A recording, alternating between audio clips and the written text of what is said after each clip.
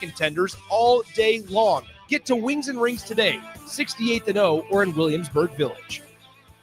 93.7 The Ticket, Fox, KFXL weather. Brought to you by Bryant Air Conditioning, Heating, Electrical, and Plumbing. Watch out for a few showers and thunderstorms to move through the region this morning. Otherwise, we'll clear out as we head into the afternoon. Plenty of sunshine, high of 92. Breezy, wind gusts up around 30 miles an hour. Tonight, mostly clear, 73 for a low. We'll hit 96 tomorrow, close to 100 on Saturday. And we're talking heat advisories for both Friday and Saturday. I'm meteorologist Aaron Dowden for 93.7 The Ticket and ticketfm.com. Empire Netting and Fence delivers top-quality netting and fence solutions. From major sports venues to backyard installs and everything in between, coast to coast. We take on tough jobs with grit, integrity, and a strong commitment to safety. Empire is growing, and we're hiring motivated people ready to grow with us. We build each other up, and we're building something big. Think you've got what it takes? Apply now at empire-fence.com. That's empire-fence.com. 93.7 The Ticket, Fox, KFXL weather. Brought to you by Bryant Air Conditioning, Heating, Electrical, and Plumbing. Watch out for a few showers and thunderstorms to move through the region this morning. Otherwise, we'll clear out as we head into the afternoon. Plenty of sunshine, high of 92. Breezy, wind gusts up around 30 miles an hour. Tonight, mostly clear, 73 for a low. We'll hit 96 tomorrow, close to 100 on Saturday. And we're talking heat advisories for both Friday and Saturday. I'm meteorologist Aaron Dowden for 93.7 The Ticket and ticketfm.com. This is Lincoln's home for sports talk on the FM dial. Also online at theticketfm.com. On the internet. KNTK FM Firth, 93.7 The Ticket. This is the Adam Carriker Show. Position right of the quarterback, out of the shotgun, 1st and 20. Jailbreak screen in the air. It is tipped. It is intercepted by Carriker at the Missouri 21-yard line. Live from the heart of Lincoln, America, 8-year NFL vet and All-American defensive lineman Adam Carriker. Shotgun snap to Everett. He's got the left arm going, and now he's got a whole lot of Adam Carriker who rips him down inside the 25-yard line. On 93.7 The Ticket and theticketfm.com. Here is your host, Adam Carriker. All right, ladies and gentlemen. First of all, welcome to construction in the city of Lincoln. They're out there working hard. They're trying to do their jobs. Jake, don't hate on those people, all right? I try not to. I tried not to as I was driving into the ticket today as well. I did a really good job. Did you see him working? You usually don't see him out there. What? Wow. What is it, Bad News Bach? Is that what you done for yourself the other day? Yeah. Bad News Bach, striking early and often. Admittedly, I saw a lot of gigantic vehicles, but only one worker, and he looked rather peeved, if I'm being honest with you. But I digress. All right, ladies and gentlemen, welcome into the Adam Carriker Show here on 93.7 The Ticket. We are back in full swing. 4 days a week. Well, 3 this week because I was coming back from vacation, but typically going forward 4 days a week, Monday, Tuesday, Thursday, Friday, 11 a.m. to 1 p.m. Central Time. Grab your lunch. Come join us. Jake, can you do the intro at this point? No, absolutely not. No. Can you try? I just want to hear you try. No, I cannot. I'm sorry. I get it. Maybe on Friday after you do it today, but after Wednesday gap, I can't remember. Oh, the Wednesday gap and the 2 weeks off for me? Yeah. All right. Hopefully I'm not too rusty here, but welcome into the Adam Carriker Show, the show that gives you unique insight, unbridled honesty, and producer Jake, Bad News Bach, and I are going to have a whole lot of fun in the process. You know what you're going to get. Jake, what are you going to get? Come on, you got it. Unbridled opinions, honesty. No, I don't remember. Well, I already talked about some of that. You're going to hear Husker sports, college football, and sports in general. Unique insight, unbridled honesty. Producer Jake and I are going to have a lot of fun in the process. Loaded show. Isn't it always, though? It is. Like, when I say that, for the listeners out there, am I full of BS, or is it, like, legit? I've got all this stuff. I've got all these screenshots, all these, like, this is for today, by the way. Not very well organized. It's like my 5th grade desk all over again, but I know where everything's at. Like, there's, like, 2 pins attached to the back. That's holding some of the stuff in place. All right, I love my wife dearly. Maybe she's listening, maybe she's not. She is very organized. You walk into our house, you know where she's been. You walk into our house, you also know where I've been. But she comes through sometimes and she organizes my part of the house, which to me then becomes insanely disorganized because I don't know where anything's at. She does. It's like unorganized chaos, kind of like raising kids. Unorganized, or was it supposed to be organized chaos? No, With me, it's unorganized chaos is what it is. All right, but truly, there's always so much stuff to talk about. There's always so much news, so much content, so much stuff for us to speak about. Really have a hard time getting it in 2 hours. That's the legit truth, is it not right? Absolutely. All right. So we got Archie Wilson. If you weren't a fan of this kid before, and I have a little bit of a cheat code because, and I've talked about this before, so I'll just go ahead and say it. Mike Eckler was the guy when I was at the Husker games who was like, we're excited about the punter who's coming, and his eyes got wide. Like really wide. He's like, don't say anything. So I would hint around the bush at it, but I think it's the first time I've ever actually said it. I think at this point, the cat's out of the bag, right? Like people know Archie's coming. He's going to be, probably our punter. Mike's probably involved with this. So the cat's been out of the bag, so I feel like I can say it. But Mike was the one who's like, Adam, we got this kid who's coming from Australia.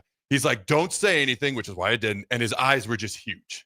Now people are starting to understand why.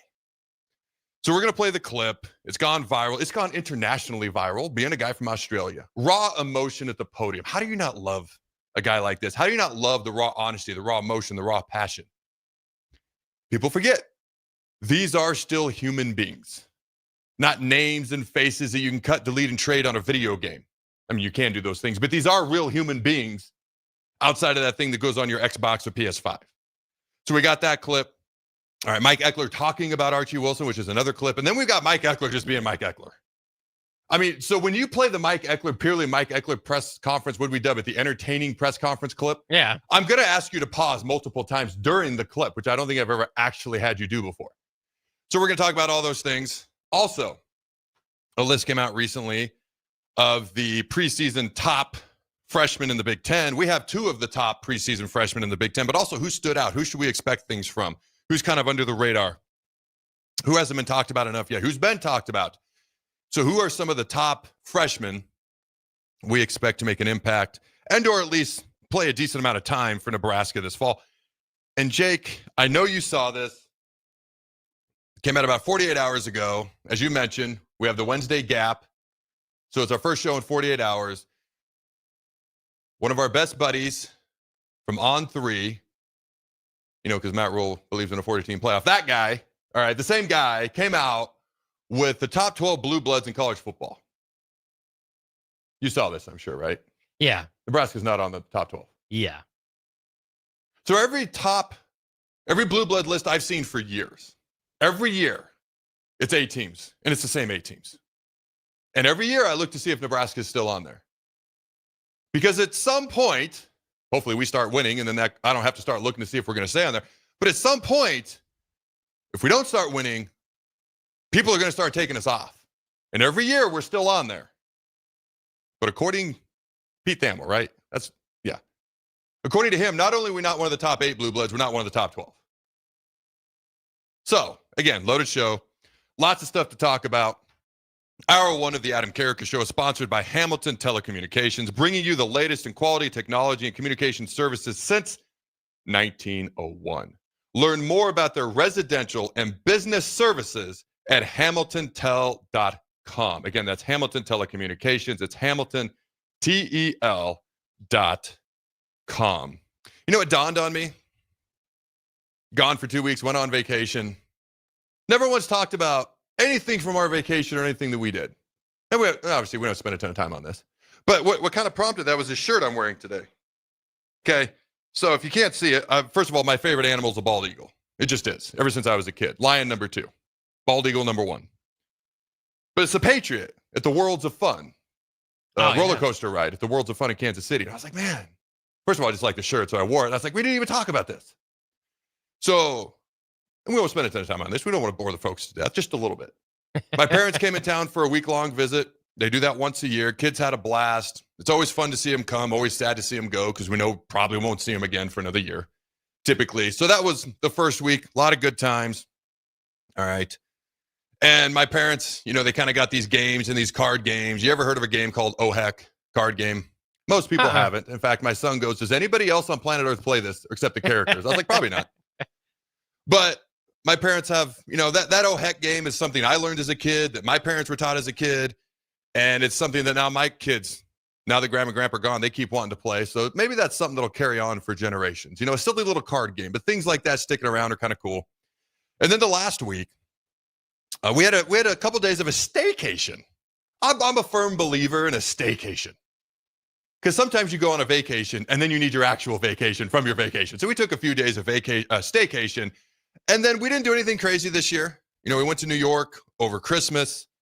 That was a blast. A lot of walking, a lot of tourism type stuff. Obviously went to the bowl game. That is not a cheap penny. But we went to Kansas City, spent a couple of days there, went to Worlds of Fun, roller coaster rides, Oceans of Fun, all right, water park. And the interesting part, well, I want to get your take on this. And the folks that are listening, what's the text line there, Jake? 402-464-5685. Do you think that number will ever change? It will never change. Ever? Like 50 years from now? It'll still be the same. And I'll still be asking you what the number is, right? Yeah, I think so, yeah. Hey, if we're still around in 50 years, we're doing something right. Or we're broke and we're doing something wrong. One or the other. Hopefully it's because we're doing something right. We simply just want to be here, which we do right now. So I want to know how people feel about roller coasters.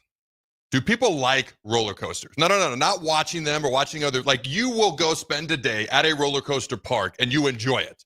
Not you're suffering through it or you're doing it for your friends and family like me. Like, you actually enjoy it. I want to know what the fine folks have to say on the text line. Let me know when they text in. What are your thoughts on roller coaster rides and spending a day at a roller coaster park and doing it all day? Is that something you've done, you do, you enjoy, and you'll do again? Well, it's kind of funny because my last trip to Worlds of Fun, my wife is not from around here, so I was going to show her. Yeah, this is the kind of the park that Nebraskans often drive to. It's kind of the closest big giant roller coasters we can get to, and so I pulled up there without even thinking about it. I was just like, everybody likes roller coasters, right? And then she would told me like, yeah, I'm really not going to do many of the rides. I thought, well, you know what? To be honest with you, I also I used to love roller coasters, but I got to a certain age, my stomach doesn't hold them around so much. So I was like, well, I was really kind of taking you here. This wasn't really my idea, so we ended up leaving and going to a concert. But yeah, I mean, to that point, I loved roller coasters as a kid. I just got to a certain age where it just started bothering me physically a little bit more, and so I don't enjoy them as much. I would love I love that first drop on the Mamba, so I do want to go back and get in there to do that. But I think it's more about like how many times I could ride a roller coaster at this point. Might just be a handful rather than getting in line over and over and over again. So the Patriot was the favorite one. I didn't do it the first day. So we actually the first day was all roller coasters. Then day 2 is supposed to be Oceans of Fun. If you've ever been to Water World in Denver and then you go to Oceans of Fun in Kansas City, Water World is way better. So admittedly, Oceans of Fun was fun, but about halfway through the day, it's like, well, we've done all of it. And then the kids wanted to go back to the roller coaster, which I was not thrilled about, to be honest with you. I've come a long ways with roller coasters. I will actually do them and somewhat enjoy them, kind of. Versus I used to just freak out and object and freak out, and maybe I'd do it, but then I'd freak out, or I just wouldn't do it, and then I'd be mad because I'm a competitor and I don't like not doing something that everyone else is doing. So it was a real terrible conundrum for me. I've gotten to the point where I'll do it, but I didn't do the Patriot the first day because it's interesting you bring up the stomach. Like, it got to a point where I'm like, I can't do any, like, I don't feel good. Like, my stomach is upset. They all did the Patriot that first night. They all loved it. So then that's one of the rides they want to go back and do the second day. I got to do it. It's actually my favorite ride too. By the way, I've learned the more I scream, the more fun I have.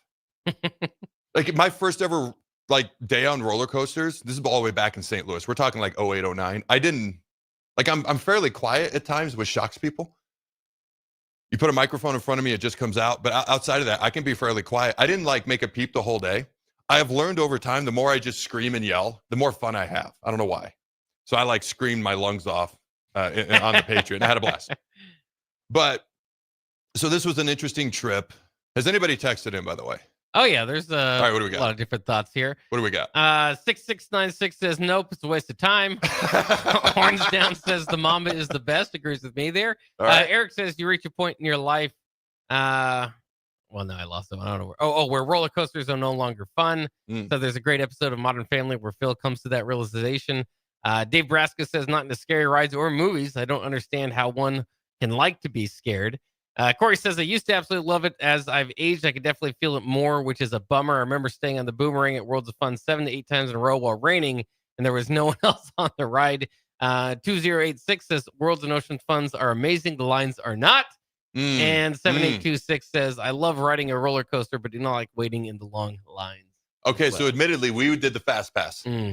My wife goes, should we do the fast pass? And I'm like, yes. And so we were the people that went to the front of the line that everyone else stared at. Yes. And you can get mad at me if you'd like. Everyone's eligible to buy the fast pass. I know economics. I get all of that.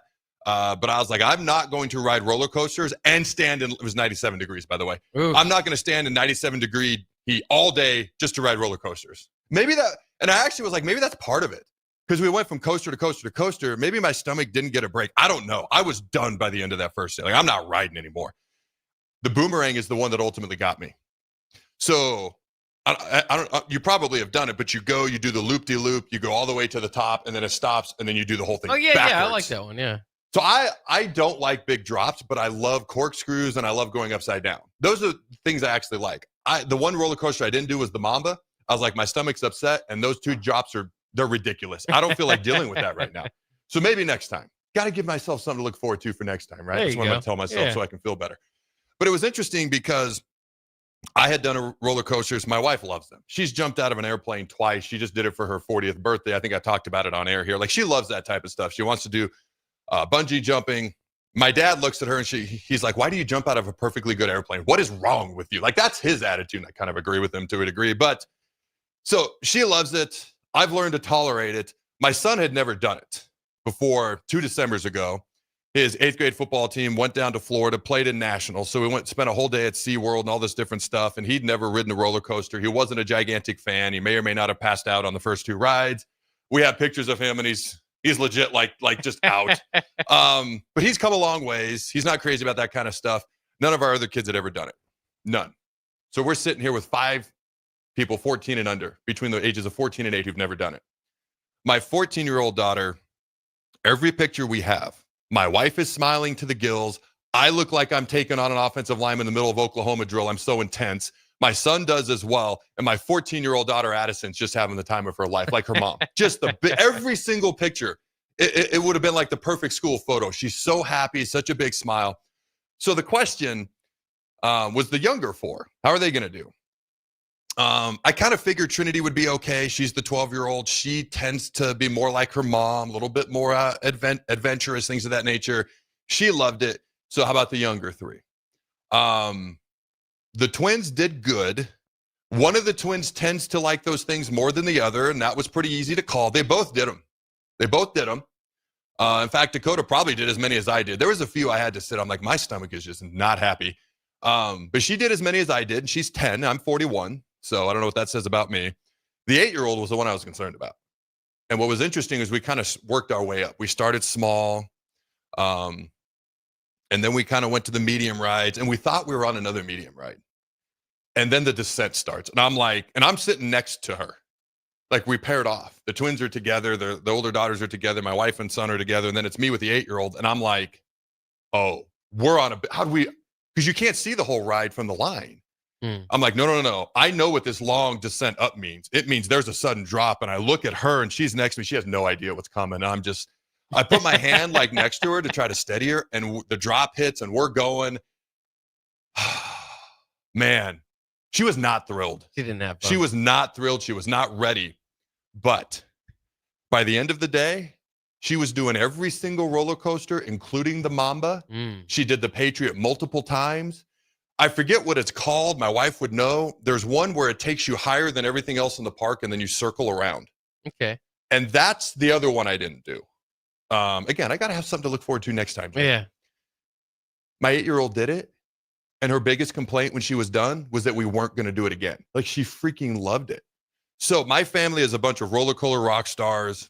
About 3 of us have a ways to go, but 5 of them did every single thing. So that was kind of cool. But it was like, man, how's this going to play out with some of these younger kids? How's it going to play out with some of the kids that I know may not be fans of this? To this day, the 2 roller coaster rides that stick out to me the most. The first one I ever did, my brother-in-law comes in town, his wife, and then my wife and me. So there's 4 of us. We didn't even have Jacob at the time. And the other 3 people love roller coasters, love the thought of jumping out of an airplane. I'm the one loner that's like sane. Okay. It's just me that's halfway sane. At least that's how I see it. So I'm going to the roller coaster park there in St. Louis. I don't even remember what it's called. And I'm like, so Phil's my brother-in-law. He's the one that's all amped. And I'm just like, Phil, you're going to start me off on a small one, right? Like a medium. Like if it's the freaking Ferris wheel, I don't care. Like I've never done one before in my life. So the first one we found out later in the day, was the second biggest one at the entire park. And that's how we started. But here's what freaked me out the most. So it's one of those that's supposed to lock in next to your stomach. You got to keep in mind, I'm like 310 pounds. The thing wouldn't entirely lock, and we start to go. And right before we're going to leave past the last attendant who's kind of checking on you, like we're going and he's kind of like waving to everybody. I'm like showing him that it's loose. He legit just shrugs his shoulders and waves. And I'm like, this is how it ends. Yeah. This is how it ends for me. A guy shrugging his shoulders who couldn't care less and waving at me. A teenager help me. Oh, man. He could. I don't even know if that kid could drive. He didn't care. Yeah. He didn't care if I went flying. Obviously, nothing happened. I survived and was fine. That was one of the roller coaster rides that sticks out the most to me. The other one was actually in an airplane because it felt like a roller coaster. The bumpiest airplane ride I've ever had. It was my redshirt freshman year. I was going back home for spring break, and then when we came back for spring break was going to be my first spring practice. So I'm going home, and it was like, dude, it was like up and down like a roller coaster. What makes me equate it to a roller coaster ride, other than it's the bumpiest plane ride I've ever been in. I don't know. I've been on, my son's been on over 50 plane rides in his life. I've probably been on over 200, 300, 400. I don't know. Bumpiest plane ride ever. There were teenage girls behind me. I'm not making this up when I say they put their hands in the air and they were treating it like a roller coaster ride. Woo, woo, just up and down. It's been a while since I have been that peeved at somebody. But I couldn't say they're teenage girls. I couldn't say anything. Plus, I was freaking out. Just trying to breathe and not throw up. So those were the two roller coaster rides that stick out the most in my mind over the years. I've gotten to the point where I can actually enjoy them. For some reason, no jokes aside, for some reason, my stomach, when we went to SeaWorld and Disney World for the Nationals in football, by the end of the day, I could feel my stomach a little, but it wasn't crazy. Like, I think it's because we were doing more rides, because we're spoiled and got the fast pass. Like, my stomach was done with about 2 to 3 hours to go. I couldn't do anything else. But I've actually gotten to the point where I can enjoy them. I think one thing that's always freaked me out is I'm big. I don't fit in things. I've been in situations where nobody else has an issue and I have to get out because things are fogging up or because it's not built for me. And so in the back of my mind, Kenny Wilhite just texted me. He must be listening. Shout out, Kenny. Six Flags in St. Louis. Yes, that's what it was. I just blocked it from my memory. The first roller coaster ride just damaged me for life, man. The guy just shrugging and waving. Like, well, if you live, you live. If you don't, you don't. But I've gotten to the point where I actually enjoy roller coaster rides. My stomach, for some reason, does get unhappy. But in the back of my mind, it was always that thing of if something's going to happen and go wrong, it's going to happen to me because of my size. And I had to kind of let that go in order to enjoy these rides. And it helps now that I'm 275 versus 315, 305, 310. There was one ride I did have to get off before we left. It was really tight to my stomach, but there was no leg room. In fact, Jacob turned around and looked at me. He goes, "How are you sitting in this?" And I'm with my knee that's had 6 surgeries. I was like, I looked at the guy. I'm like, "Can I loosen this?" He goes, "No." I go, "So I can't loosen this." He goes, "No." I have to get out because my knee was not going to make it. So I did have to get out of that ride because I'm a big, gigantic wuss, but I'm going to blame it on my knee because it was not going to make it. But I don't know. Anything else from the text line? Any other final thoughts? We weren't going to spend the whole first segment on it, but there you go. Adam Carriker and Jake Bakoven, thoughts on roller coasters. Anything else from the text line before we go? Not necessarily. I wondered if the Timberwolf was open because I don't know if you rode the Timberwolf. It's closed. Yeah. That's the Timberwolf experience generally, is that it's closed for termites because it's a wooden roller coaster. What? Every time I've went there, except for I think once, and I've been several times. Like I said, it's kind of the destination for I think a lot of people here in Lincoln. It's always closed because of termites. And the one time I did ride it, it was so shaky and awful. That would have ruined your stomach. It did mine. Oh, that might have been where I turned on roller coasters. The Timberwolf was closed. The first one we did, it was designed to be this way, but it was very clickety, clangety, shake. Like it's supposed to give you that feel. So that was the first one we weren't ready for, and my 8-year-old actually handled somewhat pretty well. The Boomerang I really liked. The Patriot I really liked. The Mamba, the one that takes you way up and spins you. I'm saving that for next time. Kid. Yeah. But I've actually learned to have fun. With Oceans of Fun, you can tell the priority is Worlds of Fun there, and that's fine. How do you feel about, and again, this is me being like, if something's going to go wrong, it's going to happen to me because of my size. How do you feel about the long, like, rides where you're just in a deep, dark tunnel? Yeah, I like those ones. I've been in those ones. Yeah. I don't. I'm like, if somebody's going to get stuck, it's going to be me. In fact, I asked the one lady one time, because I did one of them. I go, has anybody ever gotten stuck in here? She looked at me like I was an idiot. And she goes, no. And I was like, okay, all right. Thanks for asking, answering my question there. All right, ladies and gentlemen, when we come back, I promise we're going to dive into a whole lot of Husker football talk. Don't go anywhere. We'll be right back. Play ball! Pitch the perfect idea for a family outing or date night with tickets to the next Salt Dogs game. Nothing says summer fun like an action-packed evening at Haymarket Park. Come root for the home team with a hot dog and a cold drink. Plus, visit saltdogs.com to learn about special events and promotions, including group discounts. Don't miss out on the thrill and excitement of a Salt Dogs win. Visit saltdogs.com to reserve your tickets today. We interrupt this commercial break for an important story. There once was a man from Nebraska who went searching for food in Alaska. When his stomach was rumbling while laying in bed, he could think of only one option, Führer's cheese spread. So he left at once and drove day and night to return back home for cheese spread delight. Now his stomach is full and the voice in his head tells him no more vacations without Führer's cheese spread. Find yours today at most local grocers. Rosie's Sports Bar and Grill, open for lunch and dinner at 1501 Center Park Road, just south of 14th and Highway 2. Are you looking to upgrade or improve the garage door on your home? This is Cameron Hall of Doors Plus. At Doors Plus, we guarantee to offer a wide selection of options from 5 leading garage door manufacturers as we deliver a free estimate, exact measurements, and rapid installation with a 3 to 5 week time frame. When you choose Doors Plus for your residential garage door needs, you'll work with our experienced technicians and be ensured that your new door seamlessly complements your home. Give us a call at 402-590-5800 or visit us online at DoorsPlusLLC.com. Doors Plus, garage doors and more. Shopping for new flooring is different today. Getting your questions answered, making the right selection, getting the best value, and installed quickly and professionally. Visit OStreetCarpet.com or shop our store. We'll answer all your questions and help you make the right choice. You'll be enjoying your new floor in just days for less than you'd pay elsewhere. Carpet, vinyl, wood, laminate, tile, and area rugs. We've got it all. O Street Carpet. 1732 O Street. Family owned and operated. Always the best value. Hey, Husker Nation. This is Todd Euler, 2-time national champion, here to talk to you about Window World Lincoln. At Window World, we specialize in replacement windows, doors, siding, and roofing. Whether you're looking to enhance the beauty of your home or increase its energy efficiency, we've got you covered. And here's the best part. We offer the best for less. Our team is dedicated to providing top quality products and exceptional service at affordable prices. We want to earn your business and make your home improvement dreams a reality. So why wait? Contact Window World Lincoln today at 464-7313 or visit our website at WindowWorldLincoln.com.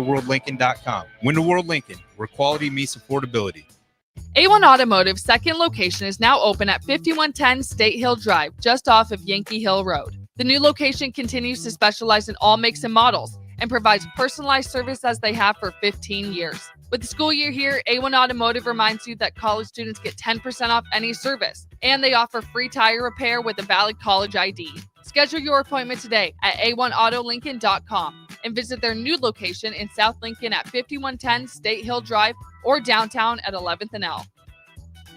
Imagine starting your day with a computer glitch that leaves you feeling stuck, frustrated, and unable to get your work done. You have 1,000,001 things to get done today, and waiting for the tech issue to solve itself isn't one of them. It's time to let Hamilton handle the tech so you don't have to. We help businesses across the state spend more time on what they do best and less time frustrated with office technology. As the official business IT partner of the Huskers, we're focused on providing custom solutions that set you up for success now and in the future. Connect with us today at HamiltonIsBusiness.com. ticketfm.com. 93.7 The Ticket is proud to provide listeners with daily opportunities to win contests and prizes on our airwaves, and would like to take this opportunity to remind you of a couple rules. All participants must be 21 or older and must wait 30 days after winning a prize to participate in another contest. Once you win, you have 30 days to pick up your prize at the KNTK Studios, 1040 O Street in Lincoln, or your prize will be forfeited. Thank you for participating in our contests, and thank you for listening to 93.7 The Ticket. At Schwezo Construction, safety isn't just a policy, it's a promise.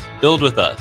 Work safe, go home proud. We're hiring skilled craftsmen, laborers, concrete workers, and steel erectors who value quality work and a team that has your back, on and off the job site. If you're ready to be part of a company where your safety and success come first, visit Schwezo.com. That's SCHWISOW.com and apply today. Schwezo Construction, 40 years strong and still building the future.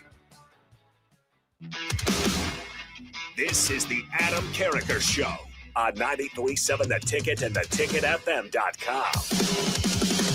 All right, welcome back, ladies and gentlemen, to the Adam Carriker Show here on 93.7 The Ticket. Lots of interesting feedback on the roller coaster rides. You got any final thoughts before we move on to some Husker football there, Jake? Not necessarily. Somebody asked if you rode the Prowler. I don't even recognize that one, but apparently they said their two young boys said more curse words on that ride than they've said their whole lives. I could be wrong.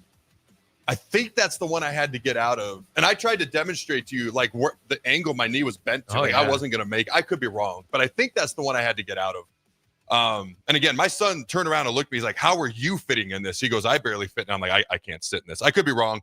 I don't recall the Prowler. But again, something to look. Well, I don't know if I'll ever be able to sit in that with my knee. But it's funny when you look at the pictures after the rides, because you go look at the pictures, right? Again, my wife and oldest daughter were just happy as could be every time. My son and I both looked like we were uber intense, getting ready to hit someone in Oklahoma drill. My two youngest usually looked pretty intense, like they were trying to survive, but later they told us they were having fun. And then kind of Desi and Trinity usually looked like they were having fun as well. There was a couple pictures. I look at the other people in the picture. There was one picture, the dude was straight up completely passed out behind us, kind of like Jacob was a couple years ago at SeaWorld in Disneyland. And then there was one picture, the dude looked mortified, like just absolutely terrified, like eyes wide, mouth open. He's like just thinking about everything he's ever done in his life, reevaluating his life in that moment. It's funny to look at those pictures sometimes. All right, let's dive into some of these clips. Let's start first with Mike Eckler. We dubbed it the entertaining press conference. And I've never really had you stop a press conference as it's going on before, or a clip that we played as it's being played before. But I think I'm going to do that this time. Either that or I'm going to have to take like 50 notes, because there's a lot of things I thought that were entertaining, good, and I just plain liked in this press conference. But go ahead and roll that there, Jake. My personality, like, I don't go to Vegas, okay? Because if I played blackjack, I push all the chips in the middle. If I was in a dark alley, okay, and there's four guys coming at me, I could pick one head ball coach to be with me. It'd be our guy. I'd say, Coach Rule, you got those three. I got that one. All right, stop. So a couple things. Number one, it's funny because I'm kind of an all-in type guy too. I've gambled and I've rarely won, which is, it's designed that way. Those casinos are really, really nice for a reason. But I get too aggressive. I'm all in. But if it was 4-on-2, he wants Rule to have his back. Rule, you take these three, and I'll take this one. That was my favorite part of that. That's, you know what? That doesn't speak to Eckler. That speaks to Eckler's confidence in Matt Rule. What do you say, Jake? Yeah, absolutely. It's a good idea. That's the point of it altogether, right? Is we're in a dark alley. I need some protection over here. Matt Rule's the guy. Didn't we? Wasn't it like during basketball season, it came out like if all the Big Ten coaches had a wrestling match or fought or whatever it was? Yeah. Wasn't Brett Bielema like ranked number 1 or something like that? Matt Rule, if I remember, he was down at like 12. Yeah, for some reason, Matt Rule's down the board. We found that a little disrespectful. Although, hey, props to Matt Rule, man. He has put in a lot of hard work. He looks healthier. He looks thinner. Like, props to him because he's clearly put in a lot of hard work to try to get healthier. Have you noticed that as well? I haven't, and my God, thank goodness. I mean, the stress of that job. We talk about the guys getting older. Sitting in the presidency. I think Scott Frost aged maybe a decade for his 5 years here.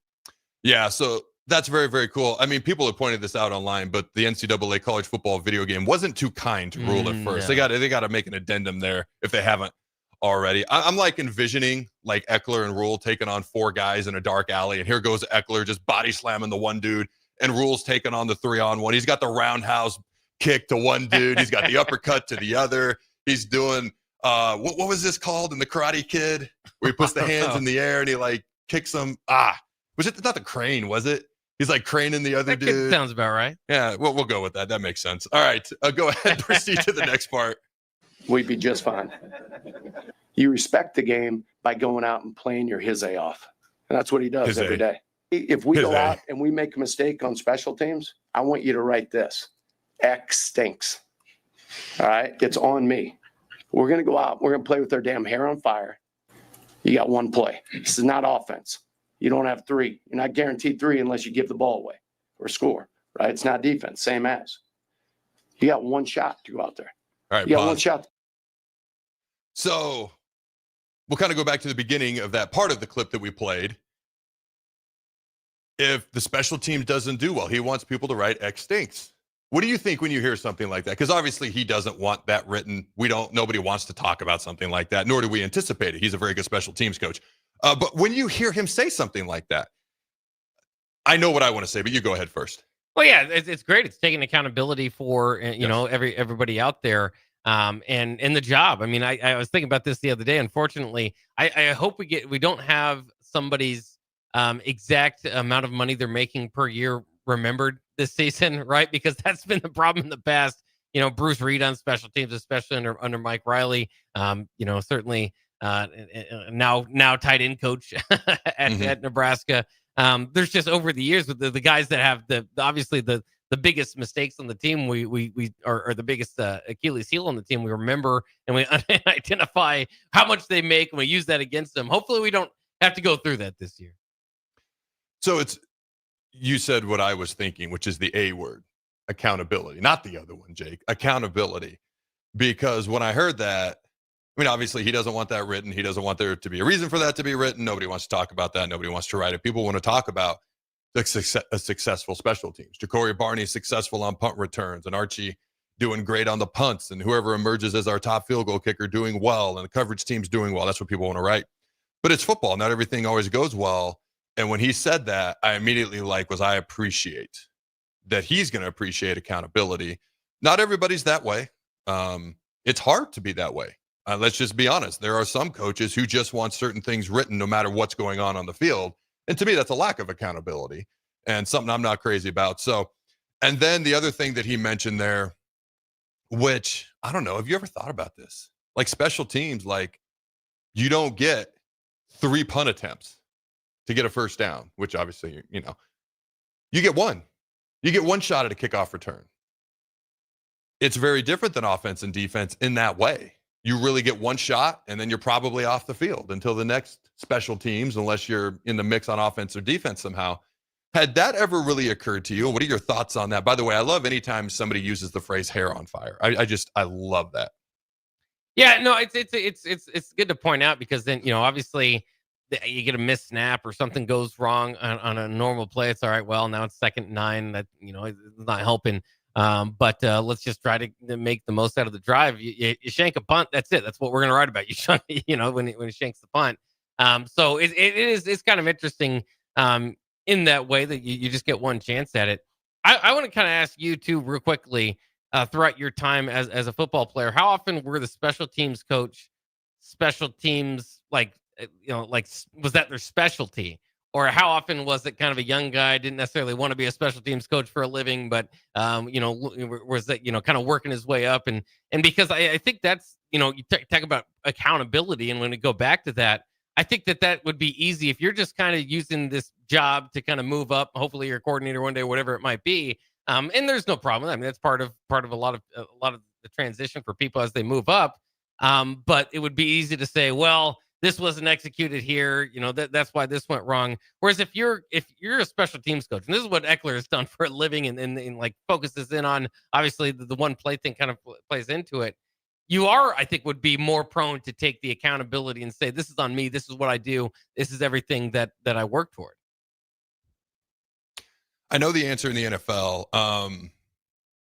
In college, and I'd have to go back and look specifically, especially my younger years, because I was so focused on trying to get on the field on defense.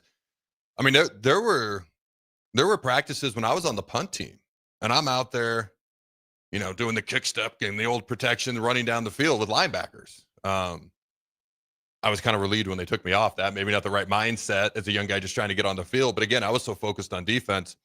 My memories in college was that it was usually a position coach would take kickoff and another position coach will take return. And usually the offensive line coach was like field goal protection or whatever the case may be. And maybe the D-line coach had field goal block. Like, that's what I remember. It was different back then because you can only have so many coaches. Now you can have 5,000 coaches if you want. At one point in time, you could only have 10 total coaches. So you've got to divvy it up differently. And there's a limited amount of roles. It always came across to me and I could be wrong, but it always came across to me when someone was a position coach and coaching a position on special teams as well, they always knew they were going to get raised, retained, or fired based on how the defensive backs did if you're the DB's coach. It wasn't necessarily going to be correlated to what your special teams, your one unit you were in charge of, how well they did. If your special teams unit did incredible, but you're giving up 350 passing yards a game as a DB's coach, you're gone. So I always felt like that was a little bit more the priority, and maybe special teams wasn't prioritized as much. There are times when you get a younger coach as a special teams coach, and they're trying to move on and do something a little bit different. That's not their total end goal. I feel like that's a little bit better because at least they're focused on special teams and at least they know their future depends on how they do currently on special teams. In the league, there are designated special teams coaches, and that is their livelihood. All right, so Danny Smith, just as an example, was the special teams coach at the Redskins. He's now the special teams coach for the Pittsburgh Steelers. And I had to look him up again, but he has been a special teams coordinator in the NFL for this is his 25th season. Bills, Redskins till 12, and the Steelers 2013 to 2025. Like, this is a guy who makes his bones, makes his living. He lives or dies professionally based on how the special teams do. And I obviously know this guy, which is why I looked him up specifically. He ripped into me like a monkey on a cupcake a couple of times. So we were best of buds. But he's a great coach. But not everybody sees it that way. But if you're a designated special teams coach, and that is what you are doing, it goes without saying you're going to put more credence into it because you're more highly connected to it. Yeah, fair enough. And then it doesn't always even equal to, better success. I mean, we've had, again, special teams coaches, and that's why it reminded me of the Bruce Reed numbers even last year. I mean, I think that they've kind of made the rounds how much the specific special teams coach was making.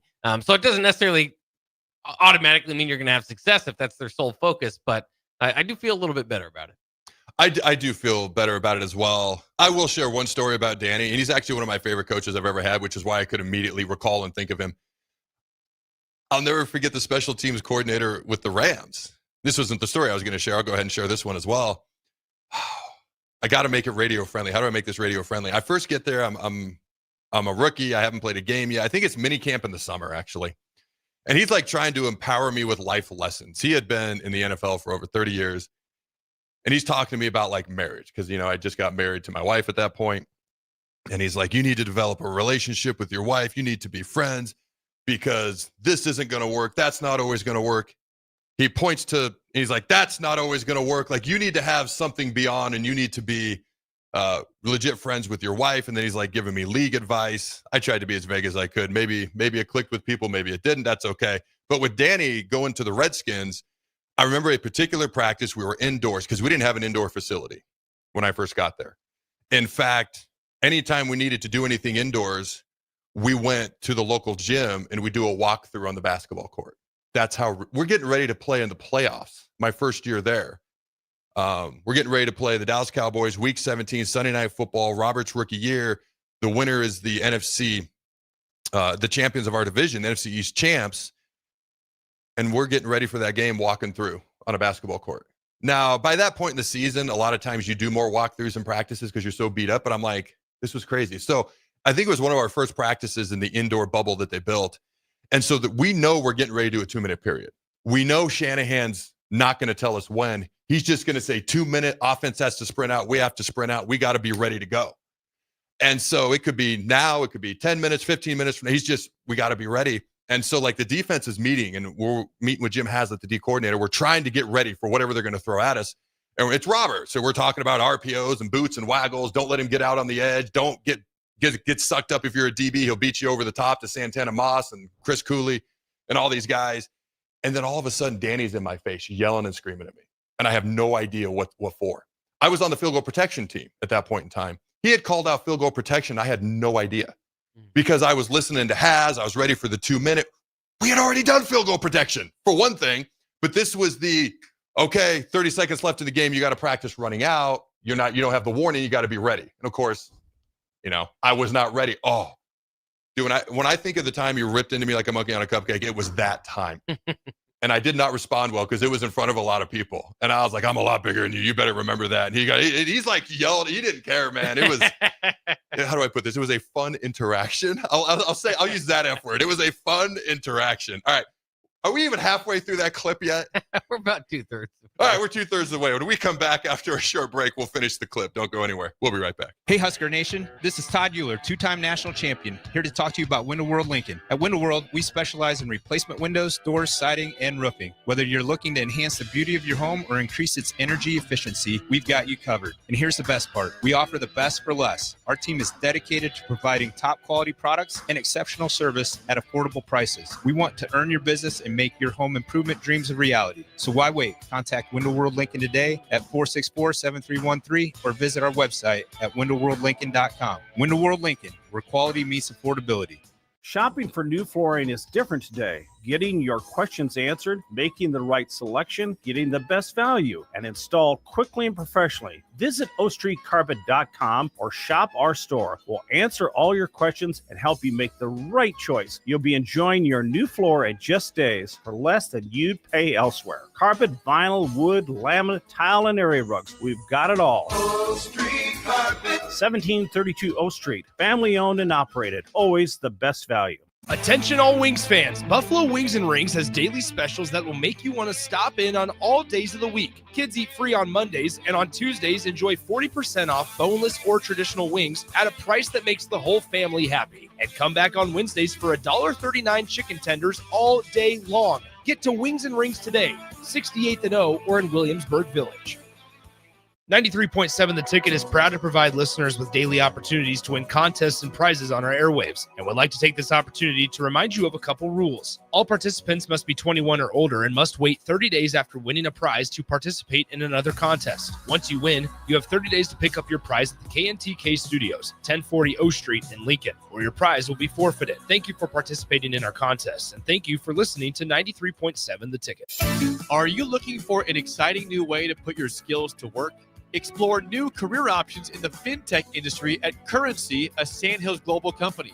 We offer full-time positions in financial sales, compliance, operations, and other fields. We also offer a 4.5-day work week, an attractive benefits package, and opportunities for advancement.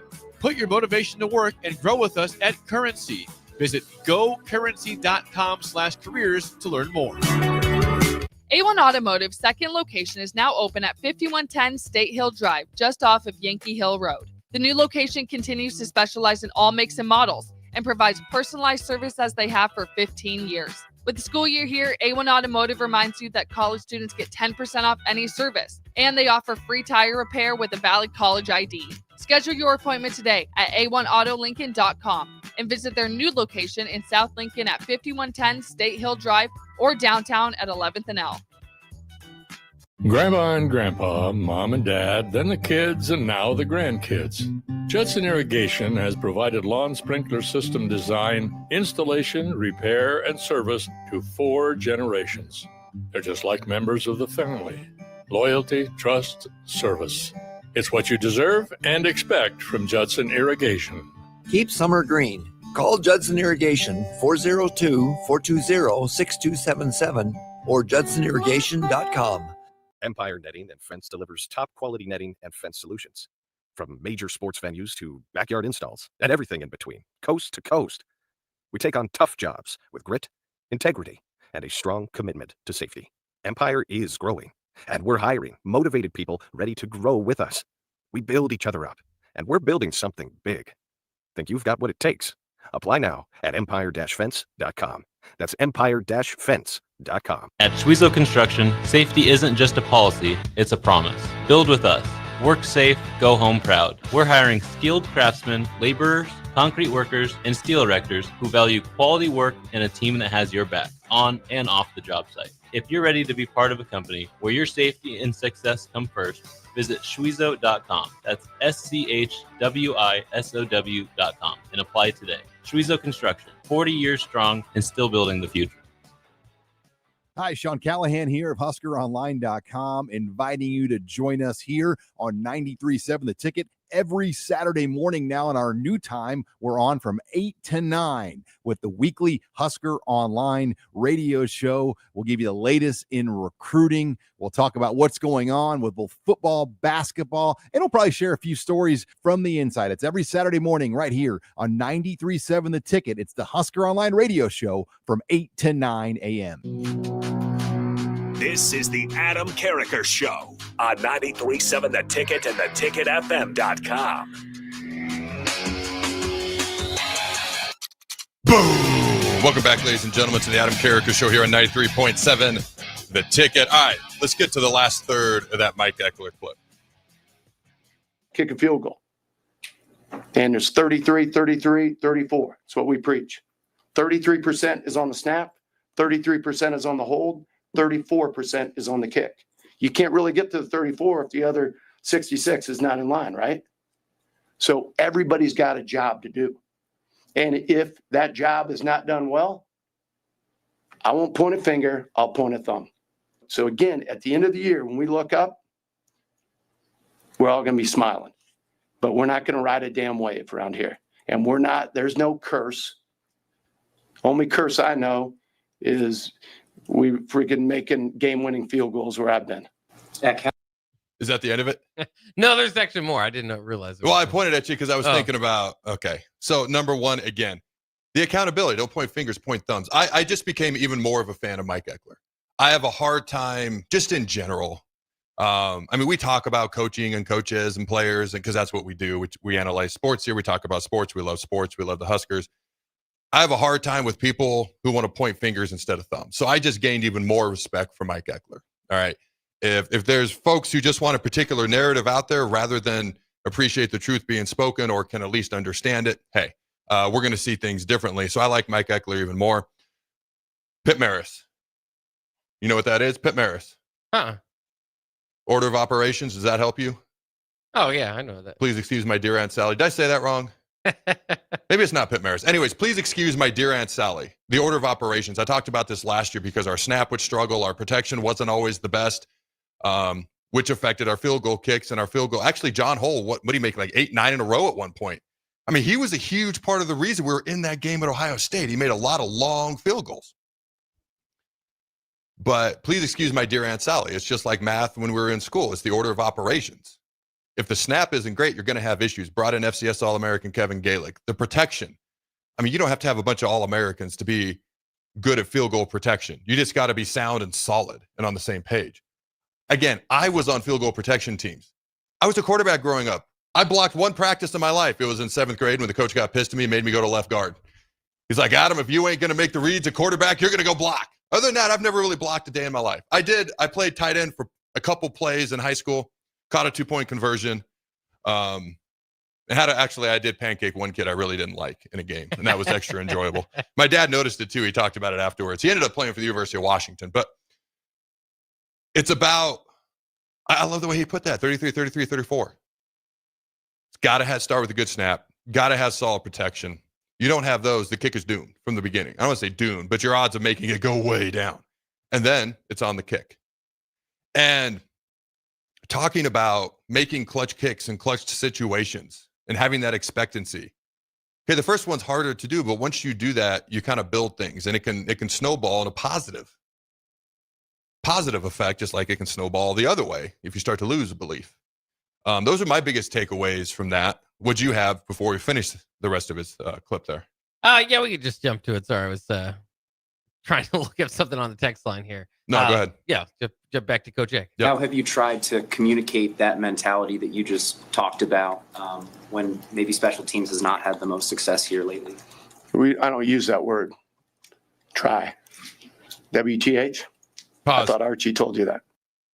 Do or do not. There is no try. Yoda, proceed. Wishing, trying, and hoping, right?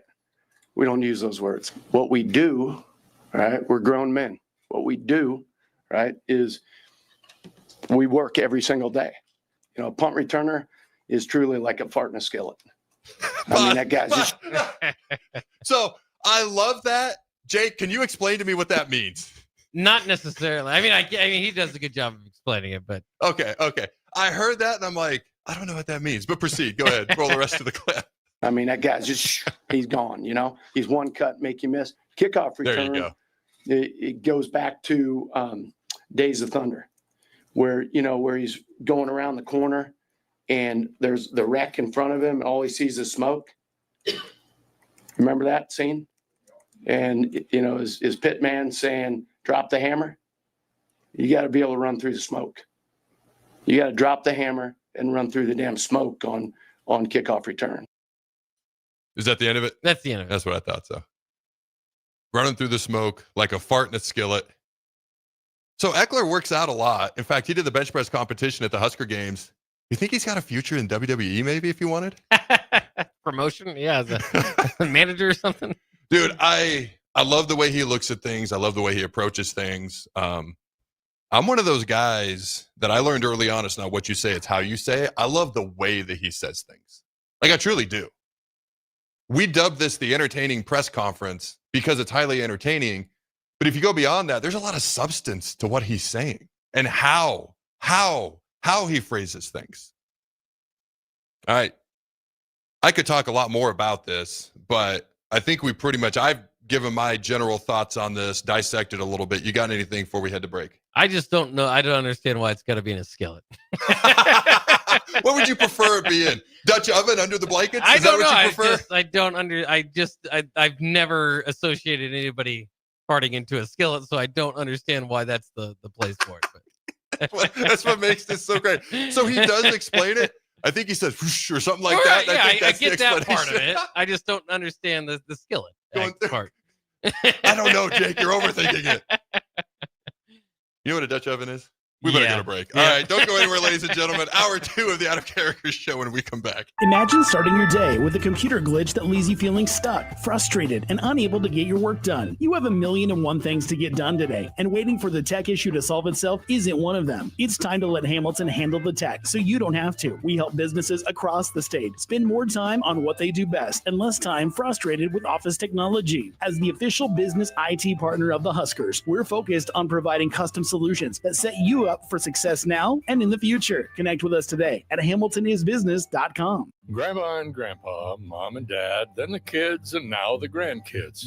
Judson Irrigation has provided lawn sprinkler system design, installation, repair, and service to 4 generations. They're just like members of the family. Loyalty, trust, service. It's what you deserve and expect from Judson Irrigation. Keep summer green. Call Judson Irrigation 402-420-6277 or judsonirrigation.com. At Schwezo Construction, safety isn't just a policy, it's a promise. Build with us.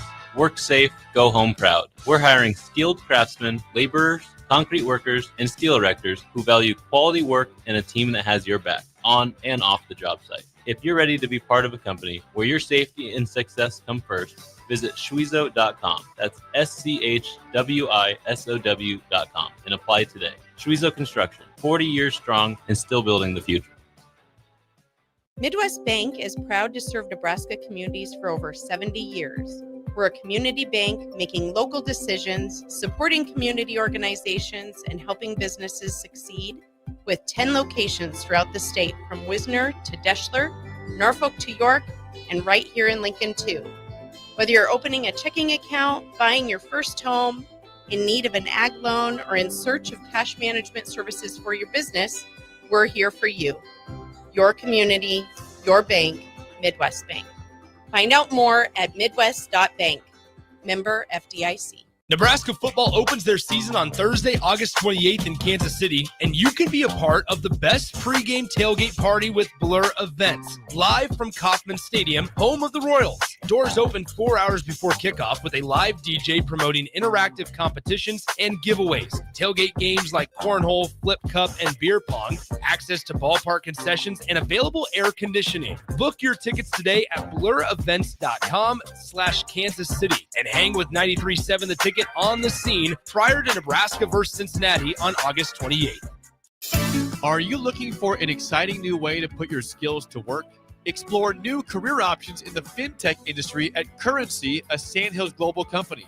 We offer full-time positions in financial sales, compliance, operations, and other fields. We also offer a 4.5-day work week, an attractive benefits package, and opportunities for advancement. Put your motivation to work and grow with us at Currency. Visit gocurrency.com/careers to learn more. When you were a kid, clubs were cool. Robotics club and space club and stuff like that. But what do adults get? Book clubs and quilting clubs? Nah, forget that. How about margarita clubs and old-fashioned clubs? Get to Upside Bar and Lounge for the best clubs in town. Try all 10 varieties of Upside margaritas or old fashions and take home a free souvenir glass. Grab the whole crew and pair it with taco night on Mondays or whiskey Wednesdays. Upside Bar and Lounge at 29th and Pine Lake. MMA fighting is back this Saturday with Summer Season VFL 4 at the Complex. Lincoln's best amateur MMA fighters will display their best performances, with Misael Monares fighting Colin Fisher for the welterweight title to wrap up the night. Get your tickets at thecomplexlincoln.com, where you can live stream the event as well. Doors will open at 6 p.m. with the first bout at 7 p.m. this Saturday, August 16th, all at the Complex at 1555 Yolanda Avenue. A1 Automotive's second location is now open at 5110 State Hill Drive, just off of Yankee Hill Road. The new location continues to specialize in all makes and models and provides personalized service as they have for 15 years. With the school year here, A1 Automotive reminds you that college students get 10% off any service, and they offer free tire repair with a valid college ID. Schedule your appointment today at a1autolincoln.com and visit their new location in South Lincoln at 5110 State Hill Drive or downtown at 11th and L. Hi, Sean Callahan here for Koppel Chevrolet GMC. This month kicks off Koppel's 50th anniversary sale. We're celebrating 50 years by offering an additional $500 discount to the next 100 customers that buy a new vehicle. This is in addition to the huge savings already in place. You can take an extra $500 off our discounted price, or we can cut you a check on the spot. Celebrate with savings and see why customers have trusted Koppel since 1975. It's our way of saying thank you for all these years. 93.7 The Ticket, Fox, KFXL weather. Sponsored by John Henry's Plumbing, Heating, and Air Conditioning. Watch out for a few showers and thunderstorms to move through the region this morning. Otherwise, we'll clear out as we head to the afternoon. Plenty of sunshine, high of 92. Breezy, wind gusts of around 30 miles an hour. Tonight, mostly clear, 73 for a low. We'll hit 96 tomorrow, close to 100 on Saturday. And we're talking heat advisories for both Friday and Saturday. I'm meteorologist Aaron Dowden for 93.7 The Ticket and ticketfm.com. Empire Netting and Fence delivers top quality netting and fence solutions. From major sports venues to backyard installs and everything in between, coast to coast.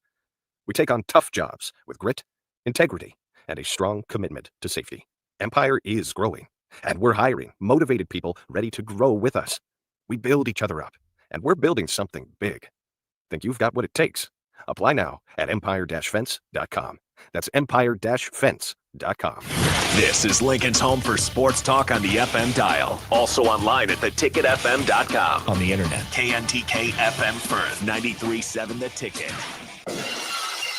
This is the Adam Carriker Show. Position right of the quarterback, out of the shotgun, 1st and 20. Jailbreak screen in the air. It is tipped. It is intercepted by Carriker at the Missouri 21-yard line. Live from the heart of Lincoln, America, 8-year NFL vet and All-American defensive lineman Adam Carriker. Shotgun snap to Everett. He's got the left arm going, and now he's got a whole lot of Adam Carriker, who rips him down inside the 25-yard line. On 93.7 The Ticket and theticketfm.com. Here is your host, Adam Carriker. An athlete won't judge you for working out. A millionaire won't judge you for starting a business. A musician A musician won't judge you for trying to sing a song. It's always the people going nowhere who have something to say. All right, ladies and gentlemen, welcome into the noon hour here on the Adam Carriker Show. It's lunchtime, and what that means, all right, Mulberry Barbecue, ladies and gentlemen. Proud to be partnered with Mulberry Barbecue. They now have 2 locations at 11th and Cornhusker and at 61st and Apples Way, right off of Highway 2 by Lowe's. Both locations are open Monday through Saturday from 11 a.m. to 8 p.m. Try their burn-end sandwich, a brisket burrito, barbecue nachos, full slab of ribs, half-smoked chicken, and much, much more. Plus, get incredible sides. Get fueled for lunch today or make dinner plans at Mulberry Barbecue, located at 11th and Cornhusker and at 61st and Apples Way, just off Highway 2 by Lowe's. All right, one more note. We'll be having 1 monthly remote at Mulberry Barbecue's South location. The next one will be coming up here in the next couple of weeks. All right, Jake, there was one response on there, one question on the text line. If anything else popped up during the break, let me know. But go ahead and fire away. What Blanket on the text line says, did I miss that Bob Diaco is back at Nebraska? Apparently thought the Coach Eckler might sound a little bit like Diaco. The strain was real. Did you see it? Did you see it? It was spectacular. Did you see the strain? There's no reasonable reason for the strain to be that spectacular. Somebody actually posted this clip the other day, randomly. Maybe it was after the Mike Eckler press conference. I don't know. What was funny was in the background, I saw the video in the background with Steve Sipple just sitting there with like the microphone just listening or whatever. So intently. Sip was just very intently. He was very intent on the strain and how spectacular it was. I love that because at the end, too, he tilts his head like, what? So you asked me during the break if I'd ever had any sort of interaction with Bob Diaco, and it was interesting. I may have told this a couple of years ago, but I was in town, and so I'd set up a meeting with Mike Riley, and so I met with him in his office, and we chatted. I mean, just like one of the nicest dudes ever, okay? The dude was 500 here. When's the last time Nebraska had a 500 coach and nobody ever says anything negative about him? Like never, okay? So I'm walking out of his office, and I'm walking to the elevator. And I'm like, you know what? I wonder if any of the coaches happen to be in their office. You know, the D-line coach or any of these guys, like Tuioti, any of those guys. And I think there was like one coach that was in their office. I chatted with him briefly. And then I peeked my head in, and Diaco's in the big defensive meeting room by himself. And I walk in, he looks up. He clearly had no idea who I was. Dude, when I say his face went white as a ghost, like he looked terrified. Just mortified. Like, I don't know if he thought I was there to like murder him or something. The dude looked terrified. So I walk over and I'm like, hey, coach, I'm Adam Carriker. I used to be a player here. And the instant I said, used to be a player, he immediately like his guard went down immediately. We had a great conversation. It was fun chatting with him. He told me some things that frankly, I was shocked that he told me, considering 10 seconds ago, he looked like he was terrified of me. But yeah, that was kind of my interaction with Diaco. And then I saw him later that day at practice, and he was friendly as could be and just couldn't have been nicer. But man, it's like I was Michael Myers. He was my sister, and it was Halloween. Like that's the look he had on his face. It was crazy. But anyways, all right, we got 2 other clips. Let's play the one of Eckler talking about new punter Archie Wilson. Man, that guy's special. I mean, he truly is. I mean, 18 years old, leaves home for the first time, goes to a different country, leaves his family, which he's unbelievably close to. And what Coach said about him is everything is accurate. I mean, that guy knows every one of his teammates, and his teammates love him because the energy he brings in the building, not just because he's able to do what he can do with the football, but the guy's special. And I said it the last place I was at, and I'll say it about Arch. The guy's gonna be a damn weapon. And you got to understand this: in punting, special teams in general, every punt he hits isn't going to be a 55, 60-yarder. He'll miss hit one. That's going to happen. And when it does, I'll take it. All right, but I'm telling you, when you look up at the end of the year with his body of work, you're going to go, holy cow, this guy is the real deal.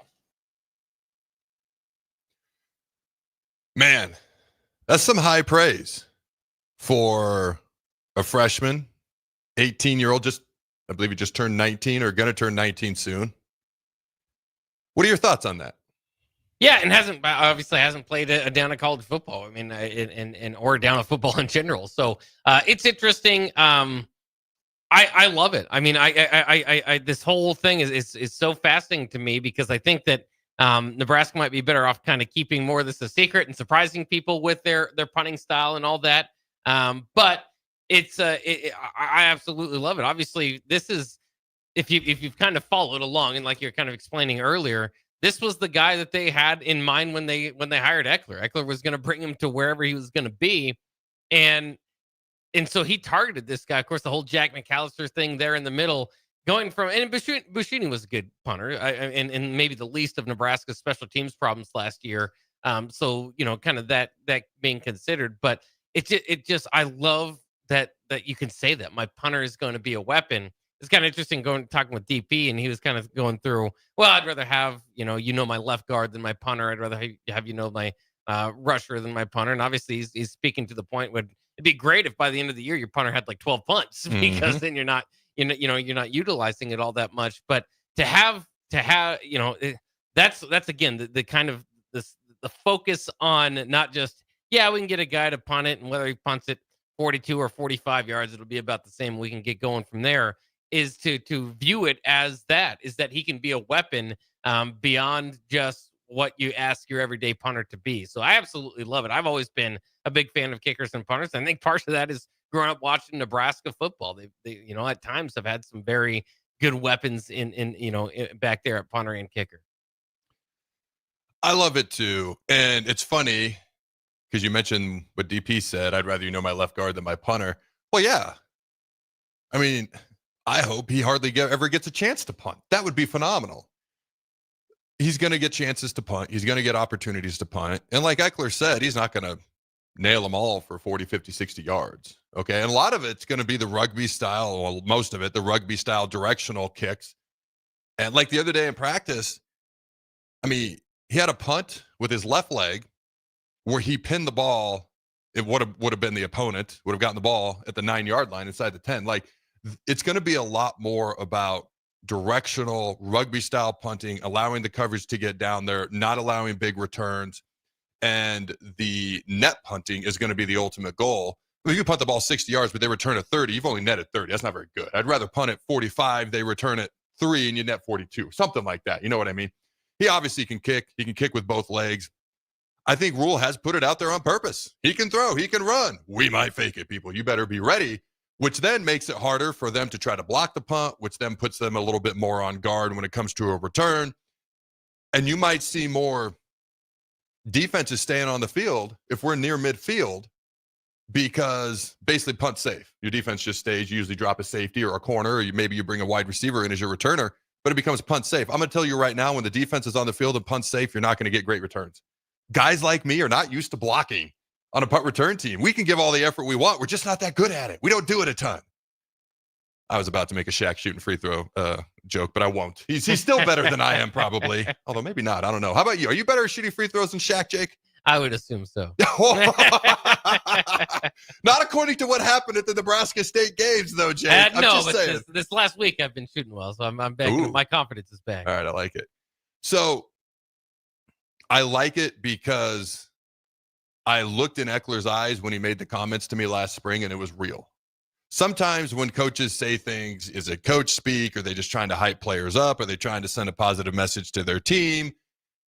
How much truth is there in it? It's preseason. Everybody's excited. There's Kool-Aid. I love drinking Kool-Aid. I explained on Tuesday's show why I love drinking Kool-Aid.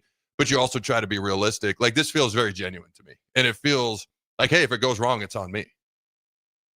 And that's one of the reasons I love it so much is, to me, it feels like truly just genuine. I do think at the end of the year, hopefully he doesn't get that many opportunities to punt, but whatever opportunities he gets, nobody bats 1,000. But I do think at the end of the year, like, people are going to view our punt and punt coverage game as one of the areas of the team that is vastly improved. All right, why don't you play the Archie Wilson clip there? So what's it like being first time you're away from them? Yeah, that part's hard. I mean, I'm so sorry.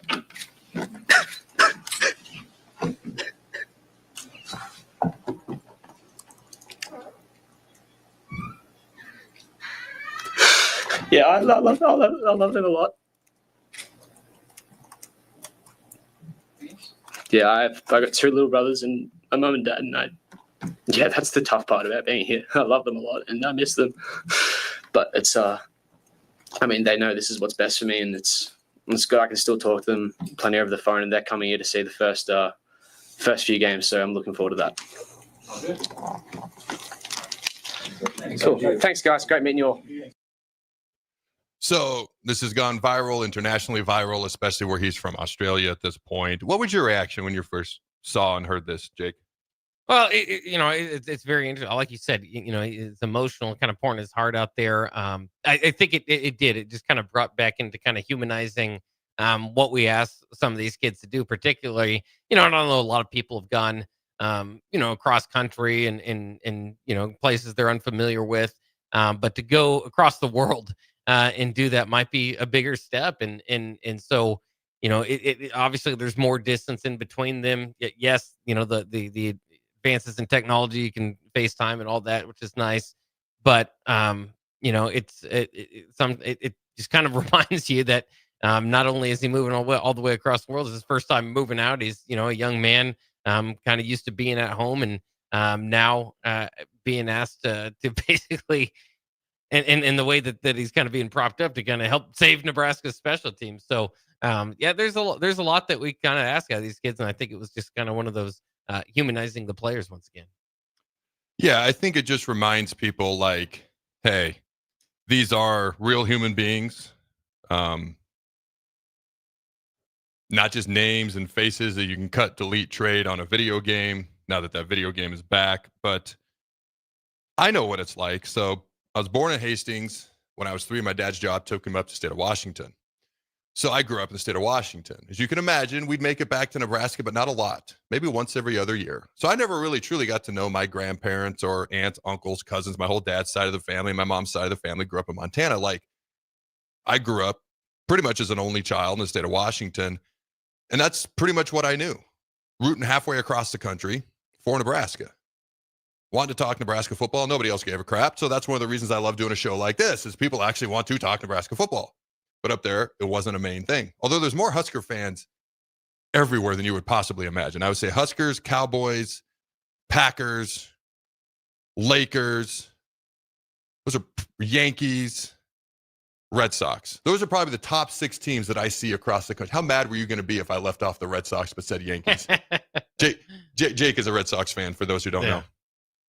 But when I came here, I haven't talked about this a lot. When I came here my freshman year, I redshirted. There was 3 seniors and a junior ahead of me.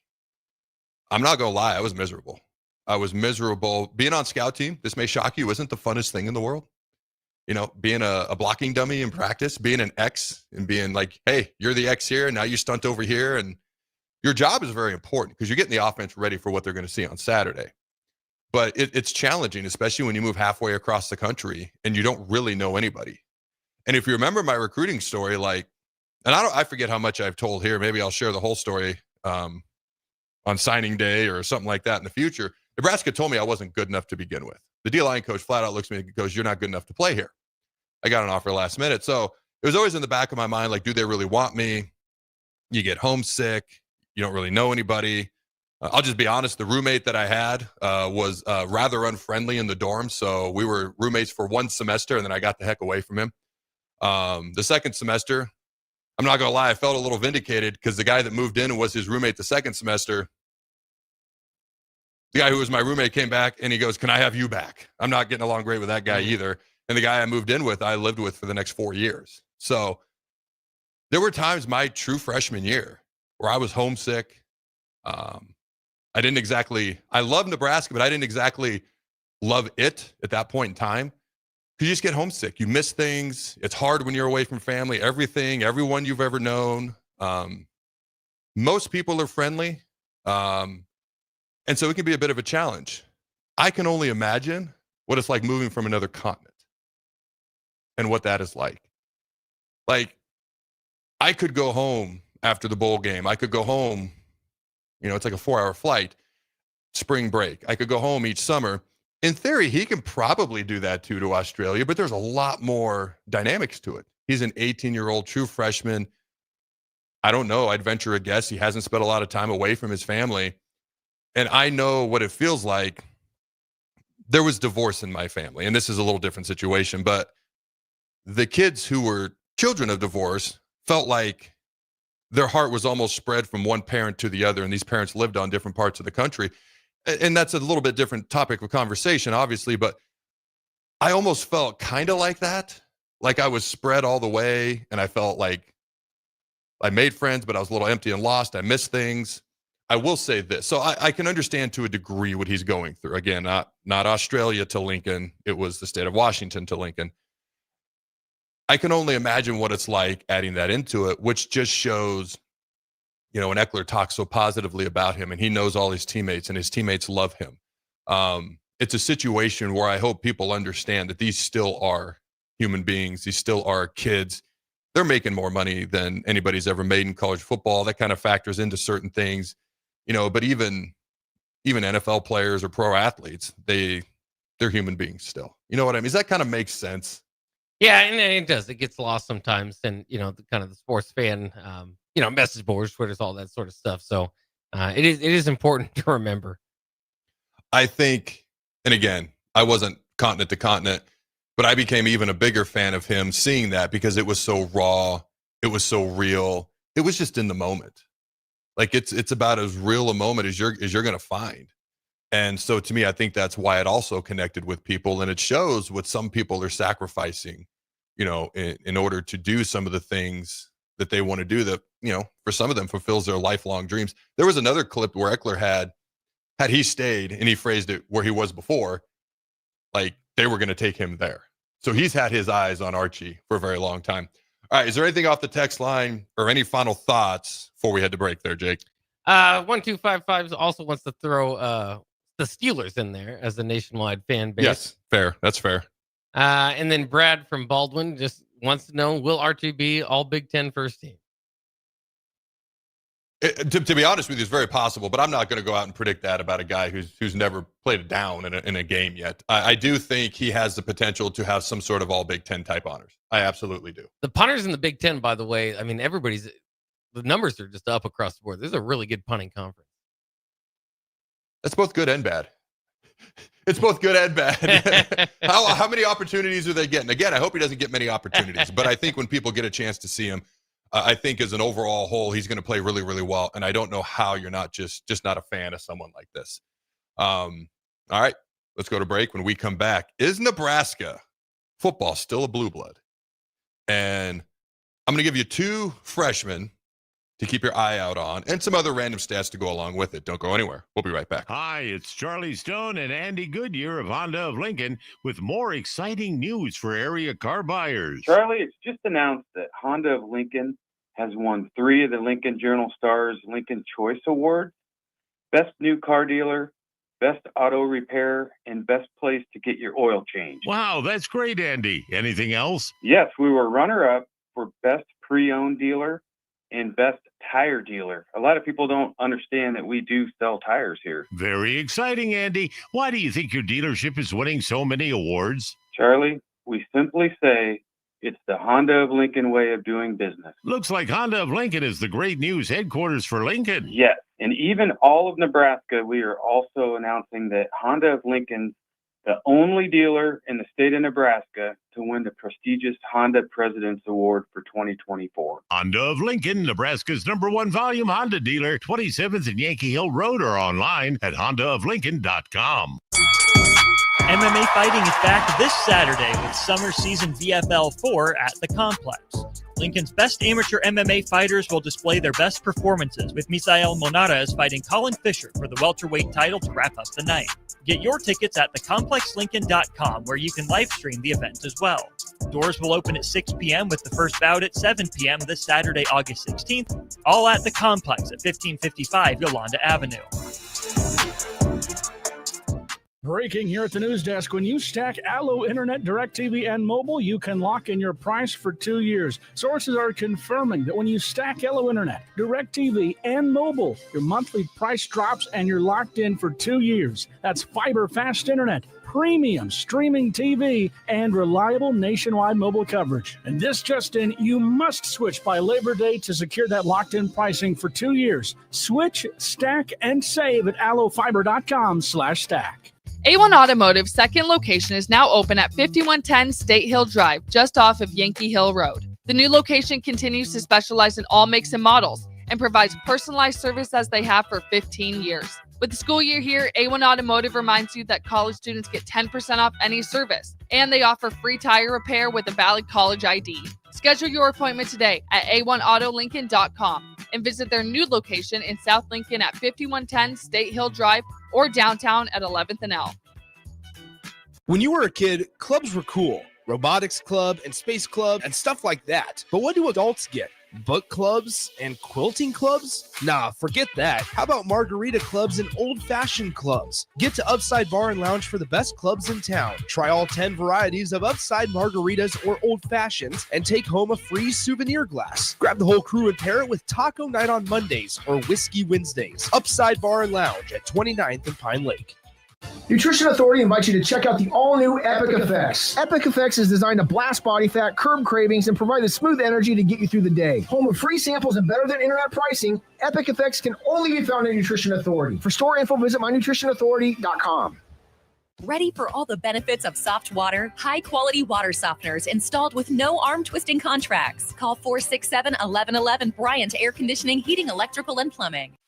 93.7 The Ticket is your home for every Kansas City Royals baseball game. Bobby Witt Jr., Salvador Perez, Vinny Pasquantino, and the rest of the Royals attempt to make the postseason for the second season in a row. And you can hear all the action on 93.7 The Ticket and theticketfm.com. Your home for Kansas City Royals baseball.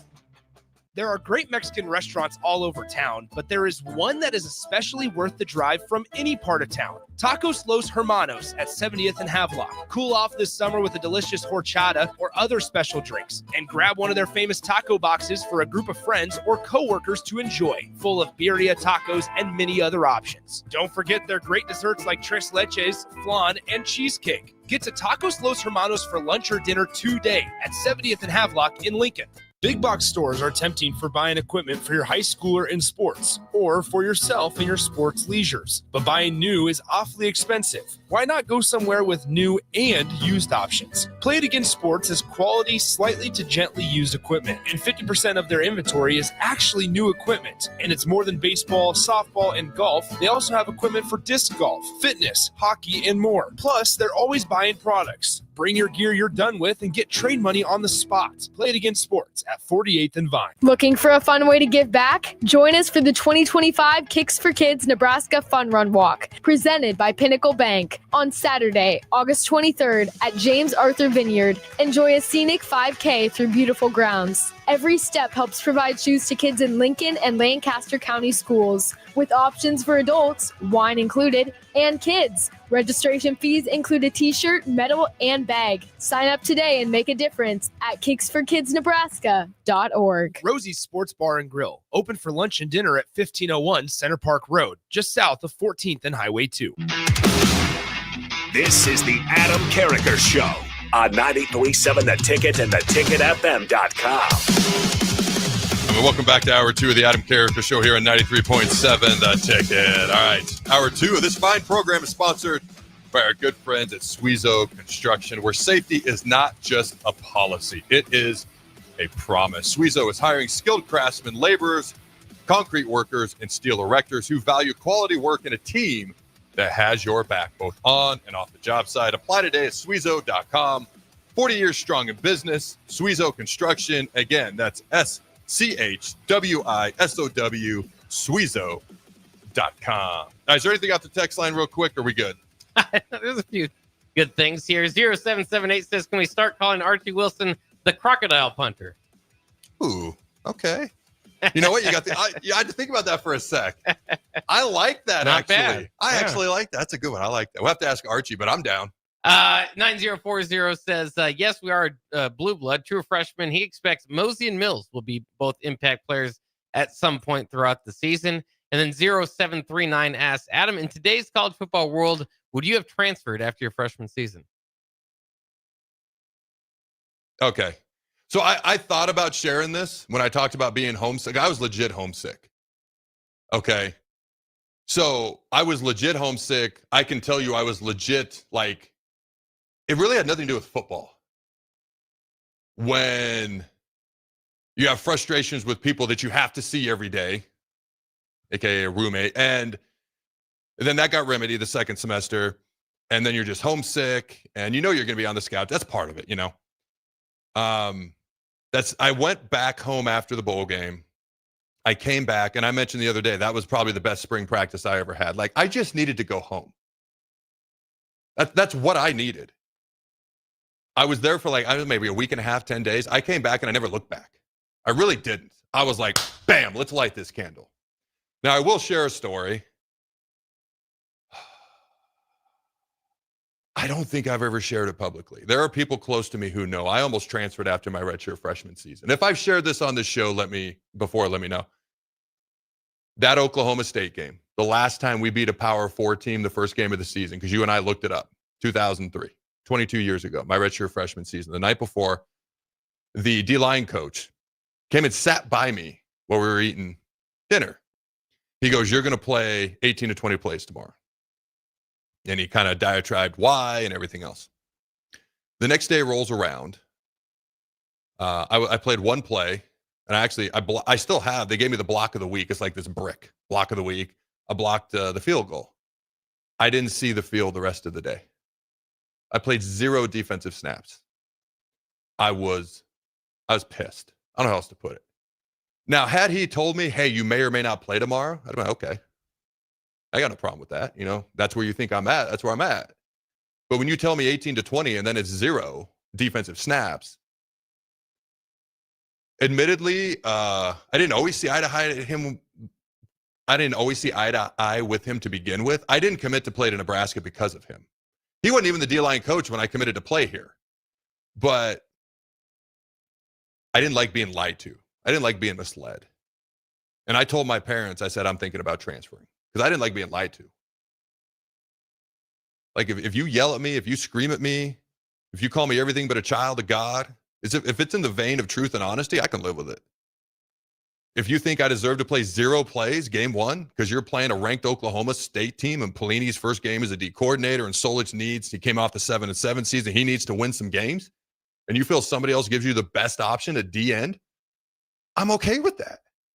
I did not like being lied to. And so I told my parents, and I didn't hide it from the D-line coach either. And he got perturbed with me, which made it worse. He goes, you're upset after a huge win like this.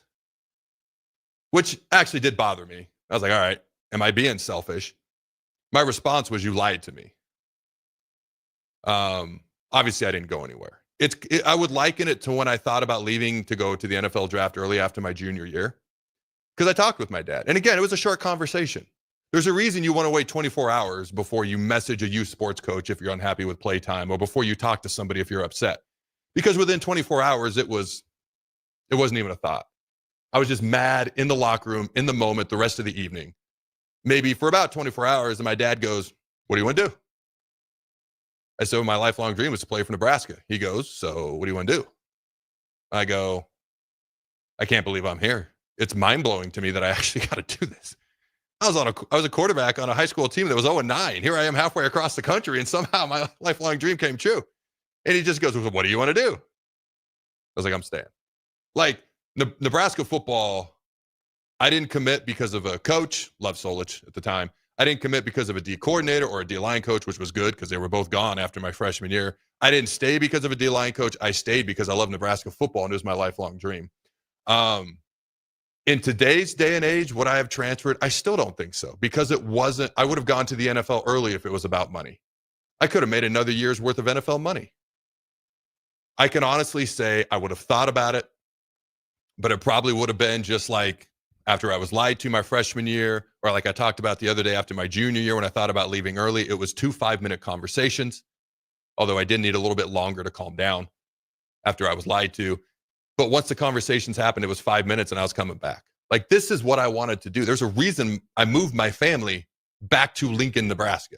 And this is what I can't believe. A guy who used to have speech therapy for the first 6 years of school, K through 5th grade, and was terrified to talk and everything else, now does this for a living. But what helps is I'm talking about something I love. So, all right. Anything else from the text line, Jake? Not as of now. Not as of now. All right. Nebraska. Blue blood or not. Text line.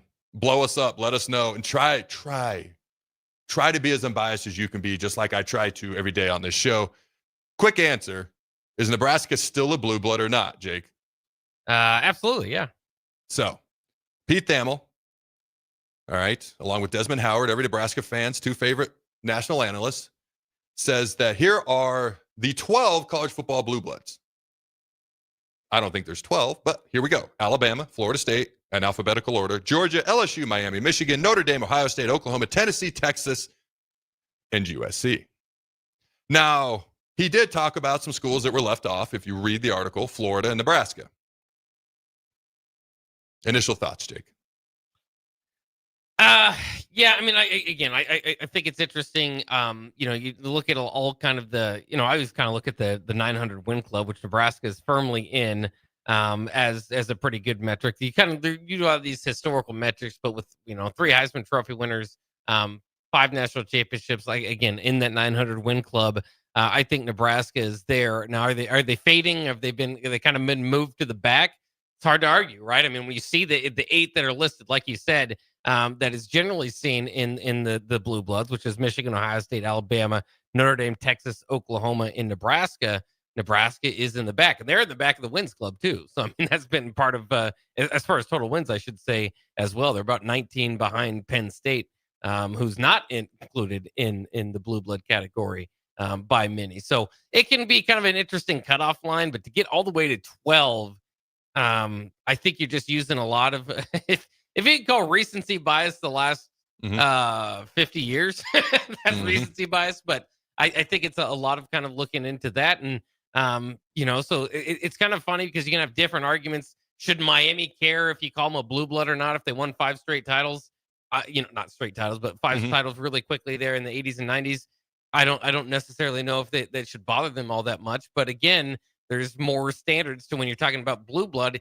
And that's what I don't like is when people just throw it out there and act like the history of it doesn't matter. They're just kind of just throwing it out there with the teams they see at the top of of college football. Blue blood is earned. It's not just something that you can just kind of give and take away. That being said, there is, like you were kind of saying, and with Nebraska sliding to the back of that, if you go decades and decades of not fulfilling winning and playing relevant football, then you do kind of get into a dangerous territory, which I think Nebraska is beginning to kind of battle against here, as we see. But if I'll be honest with you, anybody that kind of disclosed Nebraska out of the blue blood discussion, I think is looking for some clicks. That's a fair point. If you leave them out, if you leave them in, you're not going to get much of a reaction. You leave them out, you're going to get a reaction. So that's actually maybe a fair point, because this is the same guy that tried to make rules joke like a serious statement. He wanted 40 teams in college football playoff. Same guy, right? Yeah, that's what I thought. All right. So a couple of things. When Nebraska first joined the Big Ten, and we do need to start winning games, or we will start to slip off this list. The majority of people have us on it, unequivocally have us on it. But if we don't start winning more games, we will start to slip. And at a certain point, it'll be hard to argue. But just keep in mind, when Nebraska first joined the Big Ten, we had as many national championships by ourselves, 5, as the rest of the Big Ten did combined. That's Ohio State, that's Penn State, that's Michigan, where they supplied the other 5 combined at that time. Now, Michigan's won more since, Ohio State's won more since, and we know that. But Nebraska hasn't been in the Big Ten for like 20, 30, 40 years, so keep that in mind. When you look at recency bias, all right, well, I love Tennessee. I've been a fan of Tennessee since I was a kid. I loved watching. It was Fulmer and Spurrier, and it was Tennessee and Florida every year in September.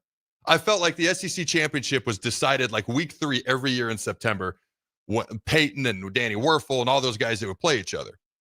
When they won in 98 and stomped a mud hole in Florida State, the score is misleading as to how badly Tennessee actually dominated Chris Winkie and the Noles in that game. I was happy. That being said, I have a hard time with Tennessee being on here. They have one national championship, not a ton of SEC titles. I think you can count them on one hand, as a matter of fact. And recently, prior to the past 2 years, they've actually struggled a lot. So I'm like, what? Pardon me, sir, when it comes to Tennessee? And I hope Tennessee's good. I got sick and tired of watching Alabama stomp a mud hole in them the third Saturday in every October. And now that Tennessee has beaten them and they're kind of rolling, I'm a high pool fan. I'm excited to see them do well, but I'm sorry, what? Georgia, that's definitely a recency bias thing because they hadn't won one since, 82 until Kirby Smart, and obviously they've won a couple lately. Anytime you talk about the Florida schools, they're so up and down. Pre-Bobby Bowden, and he really got there in the 80s, they weren't anything. And then they were named the team of the 90s, or the team of the decade in the 90s. I can argue Nebraska, a topic for another day. They were that good. They finished as a top 5 team. I forget what it was, like 10 years straight or something like that, which was the tiebreaker ultimately between them and Nebraska, even though Nebraska had more national championships in the 90s. But they've been so up and down, which you can argue about Nebraska as well, but it's not like they're sitting here with 4, 5, 6 national titles either. LSU, I think they have 3 national titles. They may have more. Was their first one in 07 under Saban? I can look it up. Maybe Saban was earlier. I know they won one in 07 because that was one of the wildest years in the history of college football. They were the first 2-loss team to win a national title since the 1930s. And there's a fine line between what you've done recently and what you've done over time, because there was a time in the 1930s where Minnesota won 3 straight national championships, and they shouldn't be on this list at all.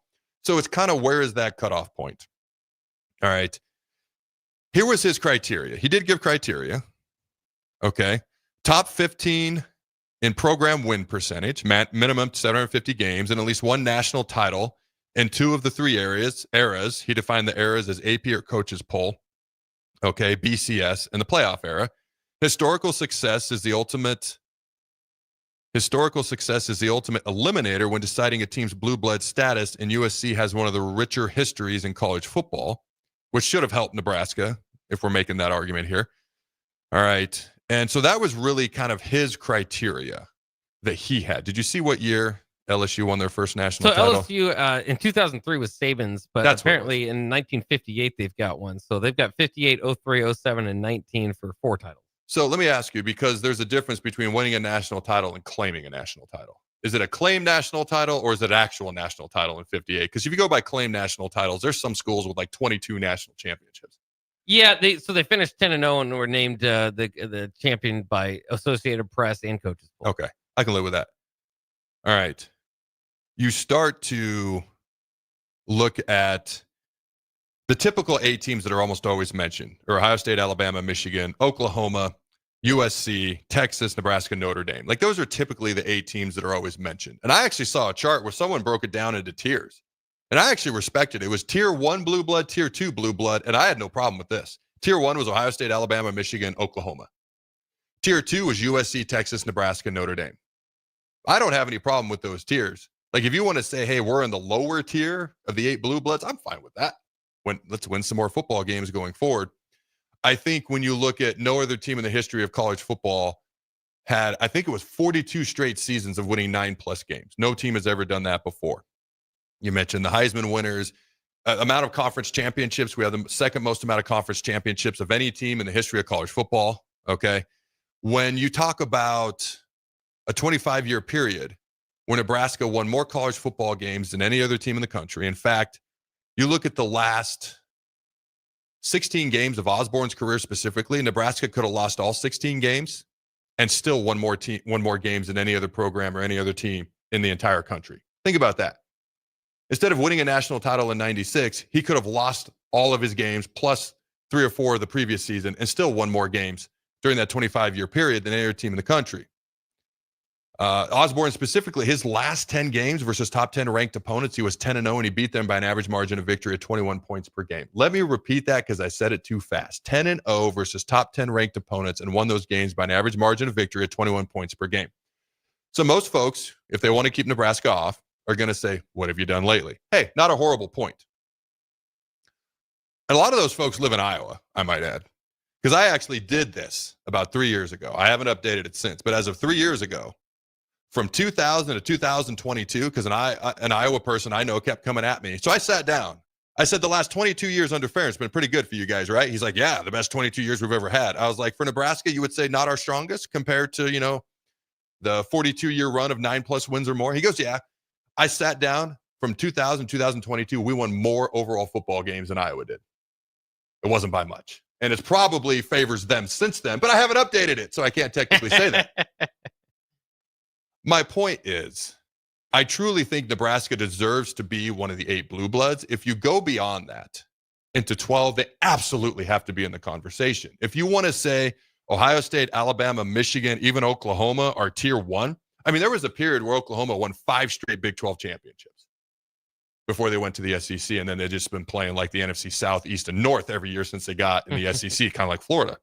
And you want to say USC, Texas, Nebraska, Notre Dame, although Texas has made the college football playoff and made it the top 4 the past 2 years. Notre Dame made the national championship game. If you want to say they're tier 2, I'm okay with that.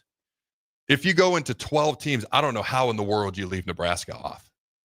You look at schools like Florida and Florida State or Miami, that have phenomenal historical success. But we have more wins. We have more conference titles. We have more national titles. Miami has 5. They tied us. We have more Heisman Trophy winners. We have more All-Americans. And Miami has more first-round draft picks. Like, you start to compare some of these, as great as these other programs are, and as much as we wish we would have won more recently, it kind of doesn't get close when you start comparing us to 9 through 12, which is why we belong in the top 8. And no way we belong outside of the top 12. Anything from the text line, anything otherwise on your end there, Jake, before we go to break? Yeah, there's pretty, as you can imagine, there's a pretty strong response on Nebraska's side.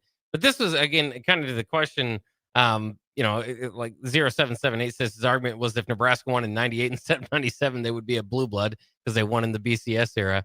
But as the point of is if Nebraska can lose this, say, what about all of Minnesota's leather helmet national championships? And he said, LOL. But that's kind of the point. At one time, you would probably include Minnesota as a blue blood, and I think it can be lost.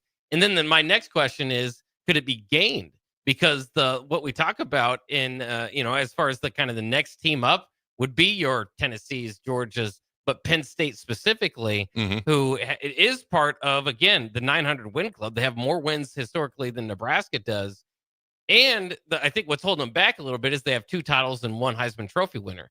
If they win this year, 3 titles, would that be enough? Would you put Penn State in the blue blood category?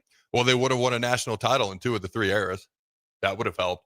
So I when it comes to Penn State, they're like the first one that's knocking on the door to me. Yeah. I would say it's hard because sometimes Florida's really good, sometimes they're not. Sometimes Florida State's really good, sometimes they're not. Miami, because initially I was going to say Miami would be knocking on the door for me, but they're probably the most up and down of the Florida schools, even though they got the most national titles. Florida may be the most consistent, but they have the least amount of national titles. Florida State has more. Florida State's kind of in the middle. I was going to say Penn State's the one like knocking right on the door for me. And then I was going to say Miami, and I was like, no, Florida, then Florida State. So I would say Penn State and the 3 Florida schools are like knocking right on the door for me, just outside the top 12. Because you got to remember, they couldn't get past Florida. They couldn't win an SEC SEC title for a long time until Kirby Smart, which is very, very recent stuff. To me, in my opinion, taking recency bias out of it, Georgia and LSU are kind of the ones knocking on the door, in my opinion, right behind Penn State, Florida, Florida State, Miami. But if Penn State won another national title, and to that texter's point, if we had won in the BCS era, that's 2 national titles in 3 eras. Do you think if we win that 09 Big 12 championship game, this is even a discussion? What if we beat Oklahoma when we played my senior year in 06? What if we had a 17-point lead on Oklahoma a couple years later? What if we just win one of those games? Do you think that kind of helps solidify? Because right now people can say, hey, it's been 26 years since you won a conference title, let alone a national title. Do you think that? How much does that strengthen our case? It obviously helps it. How much? Yeah, I mean, I think Nebraska just needs to win. Like you said, just needs to win again and win something significant. Obviously, it's going to be tough these days to win a conference title, and it's less, I hate to say it, it's less important than maybe it used to be. Yes, it is. So it's hard to, and that's going to be frustrating as we move forward. And I hate to say this too, that Nebraska just has to win. Otherwise, you can be the Minnesota leather helmet discussion here in 30 years.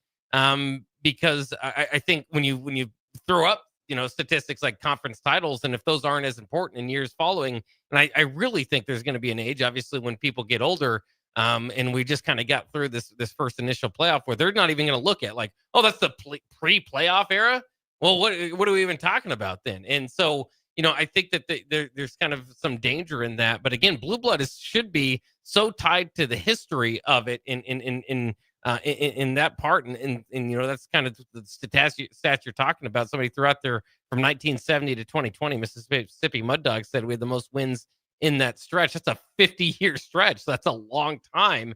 And so, yeah, I mean, but I again, Nebraska just needs to win, and then because at some point you're going to have people that didn't grow up or live through the Nebraska dominance arguing, the importance of it, and it's going to be difficult to have it. So yeah, I mean, I think a conference championship, even something recent that somebody 20, 25 years old, whatever, could point to and say, well, at least I remember that and how big of a deal that was. And that's what I can't wait for. When Nebraska does do it, I think the nation's going to somewhat fall in love with the story. I agree 100%. Is there anything else off the text line, or is that pretty much wrap that up? I know we got to get to break. Does that wrap that up? Yeah, I should wrap it up. All right, when we come back, I want to know, we got to move quickly this last segment. Who do you think will be the top impact freshman for Nebraska this upcoming season? Let us know. Don't go anywhere. We'll be right back. A business's phone is the lifeline to its customers and potential clients. That's why it's so important that you can take calls seamlessly from anywhere, whether you're on the road or in the office. Hamilton Business Technologies can help ensure your phone rings wherever you are. We can equip your headquarters and any of its locations with the right tools for smooth, professional call handling. As the official business IT partner of the Huskers, we know how to keep Nebraska businesses connected. Learn more at hamiltonisbusiness.com. There are great Mexican restaurants all over town, but there is one that is especially worth the drive from any part of town. Tacos Los Hermanos at 70th and Havelock. Cool off this summer with a delicious horchata or other special drinks, and grab one of their famous taco boxes for a group of friends or coworkers to enjoy, full of birria tacos and many other options. Don't forget their great desserts like tres leches, flan, and cheesecake. Get to Tacos Los Hermanos for lunch or dinner today at 70th and Havelock in Lincoln. Nutrition Authority invites you to check out the all-new Epic Effects. Epic Effects is designed to blast body fat, curb cravings, and provide the smooth energy to get you through the day. Home of free samples and better than internet pricing, Epic Effects can only be found at Nutrition Authority. For store info, visit mynutritionauthority.com. Are you looking for an exciting new way to put your skills to work? Explore new career options in the fintech industry at Currency, a Sandhills global company. We offer full-time positions in financial sales, compliance, operations, and other fields. We also offer a 4.5-day work week, an attractive benefits package, and opportunities for advancement. Put your motivation to work and grow with us at Currency. Visit gocurrency.com/careers to learn more.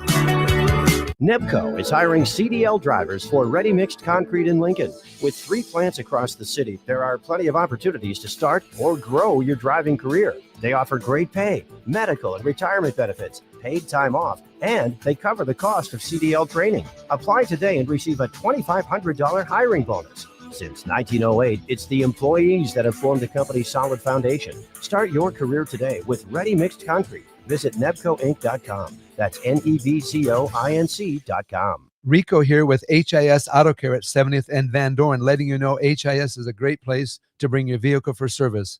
With superior service bumper to bumper, we'll treat your vehicle like it's your mother's. Doesn't get any better than that. So call 402-488-8934 and HIS Auto will make you glad you did. 5% off, mention this ad, and for sure your mother will be proud you called. 402-488-8934.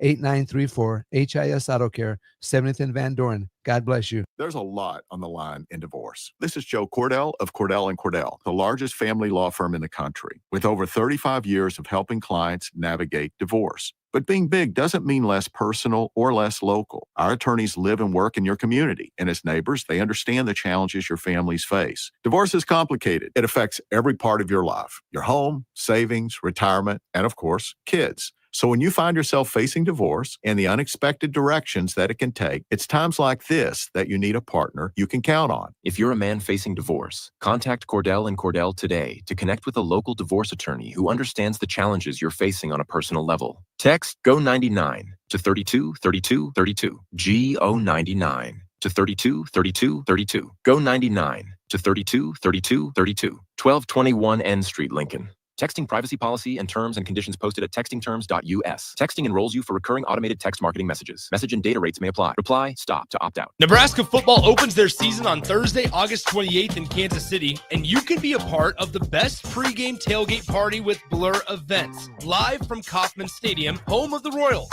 Doors open 4 hours before kickoff with a live DJ promoting interactive competitions and giveaways. Tailgate games like cornhole, flip cup, and beer pong, access to ballpark concessions, and available air conditioning. Book your tickets today at blurevents.com/Kansas City and hang with 93.7 The Ticket on the scene prior to Nebraska versus Cincinnati on August 28th.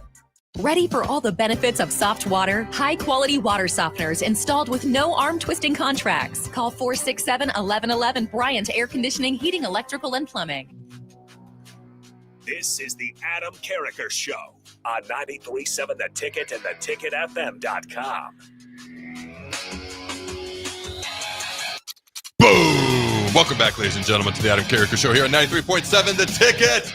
Who do the people on the text line think are going to be the top freshman impact players this fall, Jake? Yeah, we got a few texts so far. Jason says, hopefully Cortez Mills, needing over-the-top receiver. And 9205 says Mose. So I saw a list. What prompted this? I saw a list the other day, the top impact freshmen in the Big Ten Conference. None of our guys were listed in the top 15, but we had two in the top 20 on this list. It was Cortez Mills and Dawson Merritt. And if you remember, all the way back to signing day in December, Matt Rule specifically listed two guys he said need to be ready to come in and play early, and it was Cortez Mills and Dawson Merritt. Now, Merritt was banged up a little bit in the spring. I'm excited to see what both those guys can do. Those are the two guys. Now, a guy like Mosey, who's been moved to running back. How's that running back depth going to shake out? How's it really going to look beyond Emmett? That's a guy that I think you got to keep your eye on. We have a loaded second level of the defense. But Christian Jones is a really good football player. Because we are so loaded with young talent and experience in the second level, I don't know how much he'll play this year, but if he gets a chance, keep your eye on him. And if it's not a lot this year just yet, keep your eye on him down the road. TJ Lateef as well. I know he's starting to catch a lot of headlines. If you remember after the spring, I talked about TJ Lateef. This is a guy to keep your eyes on in general. All right. Anybody else you want to bring up? And I know I've started to go a little bit down the road as well. Immediate, it's Dawson, it's Cortez Mills, it's probably Mosey, especially with the move to running back. A little bit later on down the road, watch guys like Christian Jones. I love what TJ Lateef brings to the table as we start to go a little bit down the road as well. I'm probably forgetting one or two guys. Anyone else you can think of real quick, Jake? Just Jeremiah Jones might be a name to look out for. Very lengthy. He kind of stands out among Nebraska's wide receiving core, and I've heard some decent things coming out of camp. Yeah. Anything else off the text line there? Is that about to cover it? Let's see. Adam says for Nebraska, it's definitely going to be special teams players. My vote is for Archie. So Archie's definitely one to consider. We just, spent like 40 minutes talking about him, and then you forget that he's a freshman. Yeah. All right. I think it's because I have such high expectations for him, but I've got to temper him and remember that he's a soon-to-be 19-year-old, still teenage freshman. Archie, absolutely. Great point. He's absolutely a guy you got to keep your eye on. I'm just going to throw this name out there because the running back room, I do feel like they like Mekhi Nelson. We'll see what happens with some of the other guys in that room, but Jamarian Parker is a guy to keep your eye on as well. Somebody, I predict right now, somebody in that running back room that's not being talked about as much is going to surprise us at some point this year. All right, ladies and gentlemen, have a glorious Thursday. I'll see you fine folks on Friday. Until tomorrow, go Big Red Nose. Remember, to throw the ball.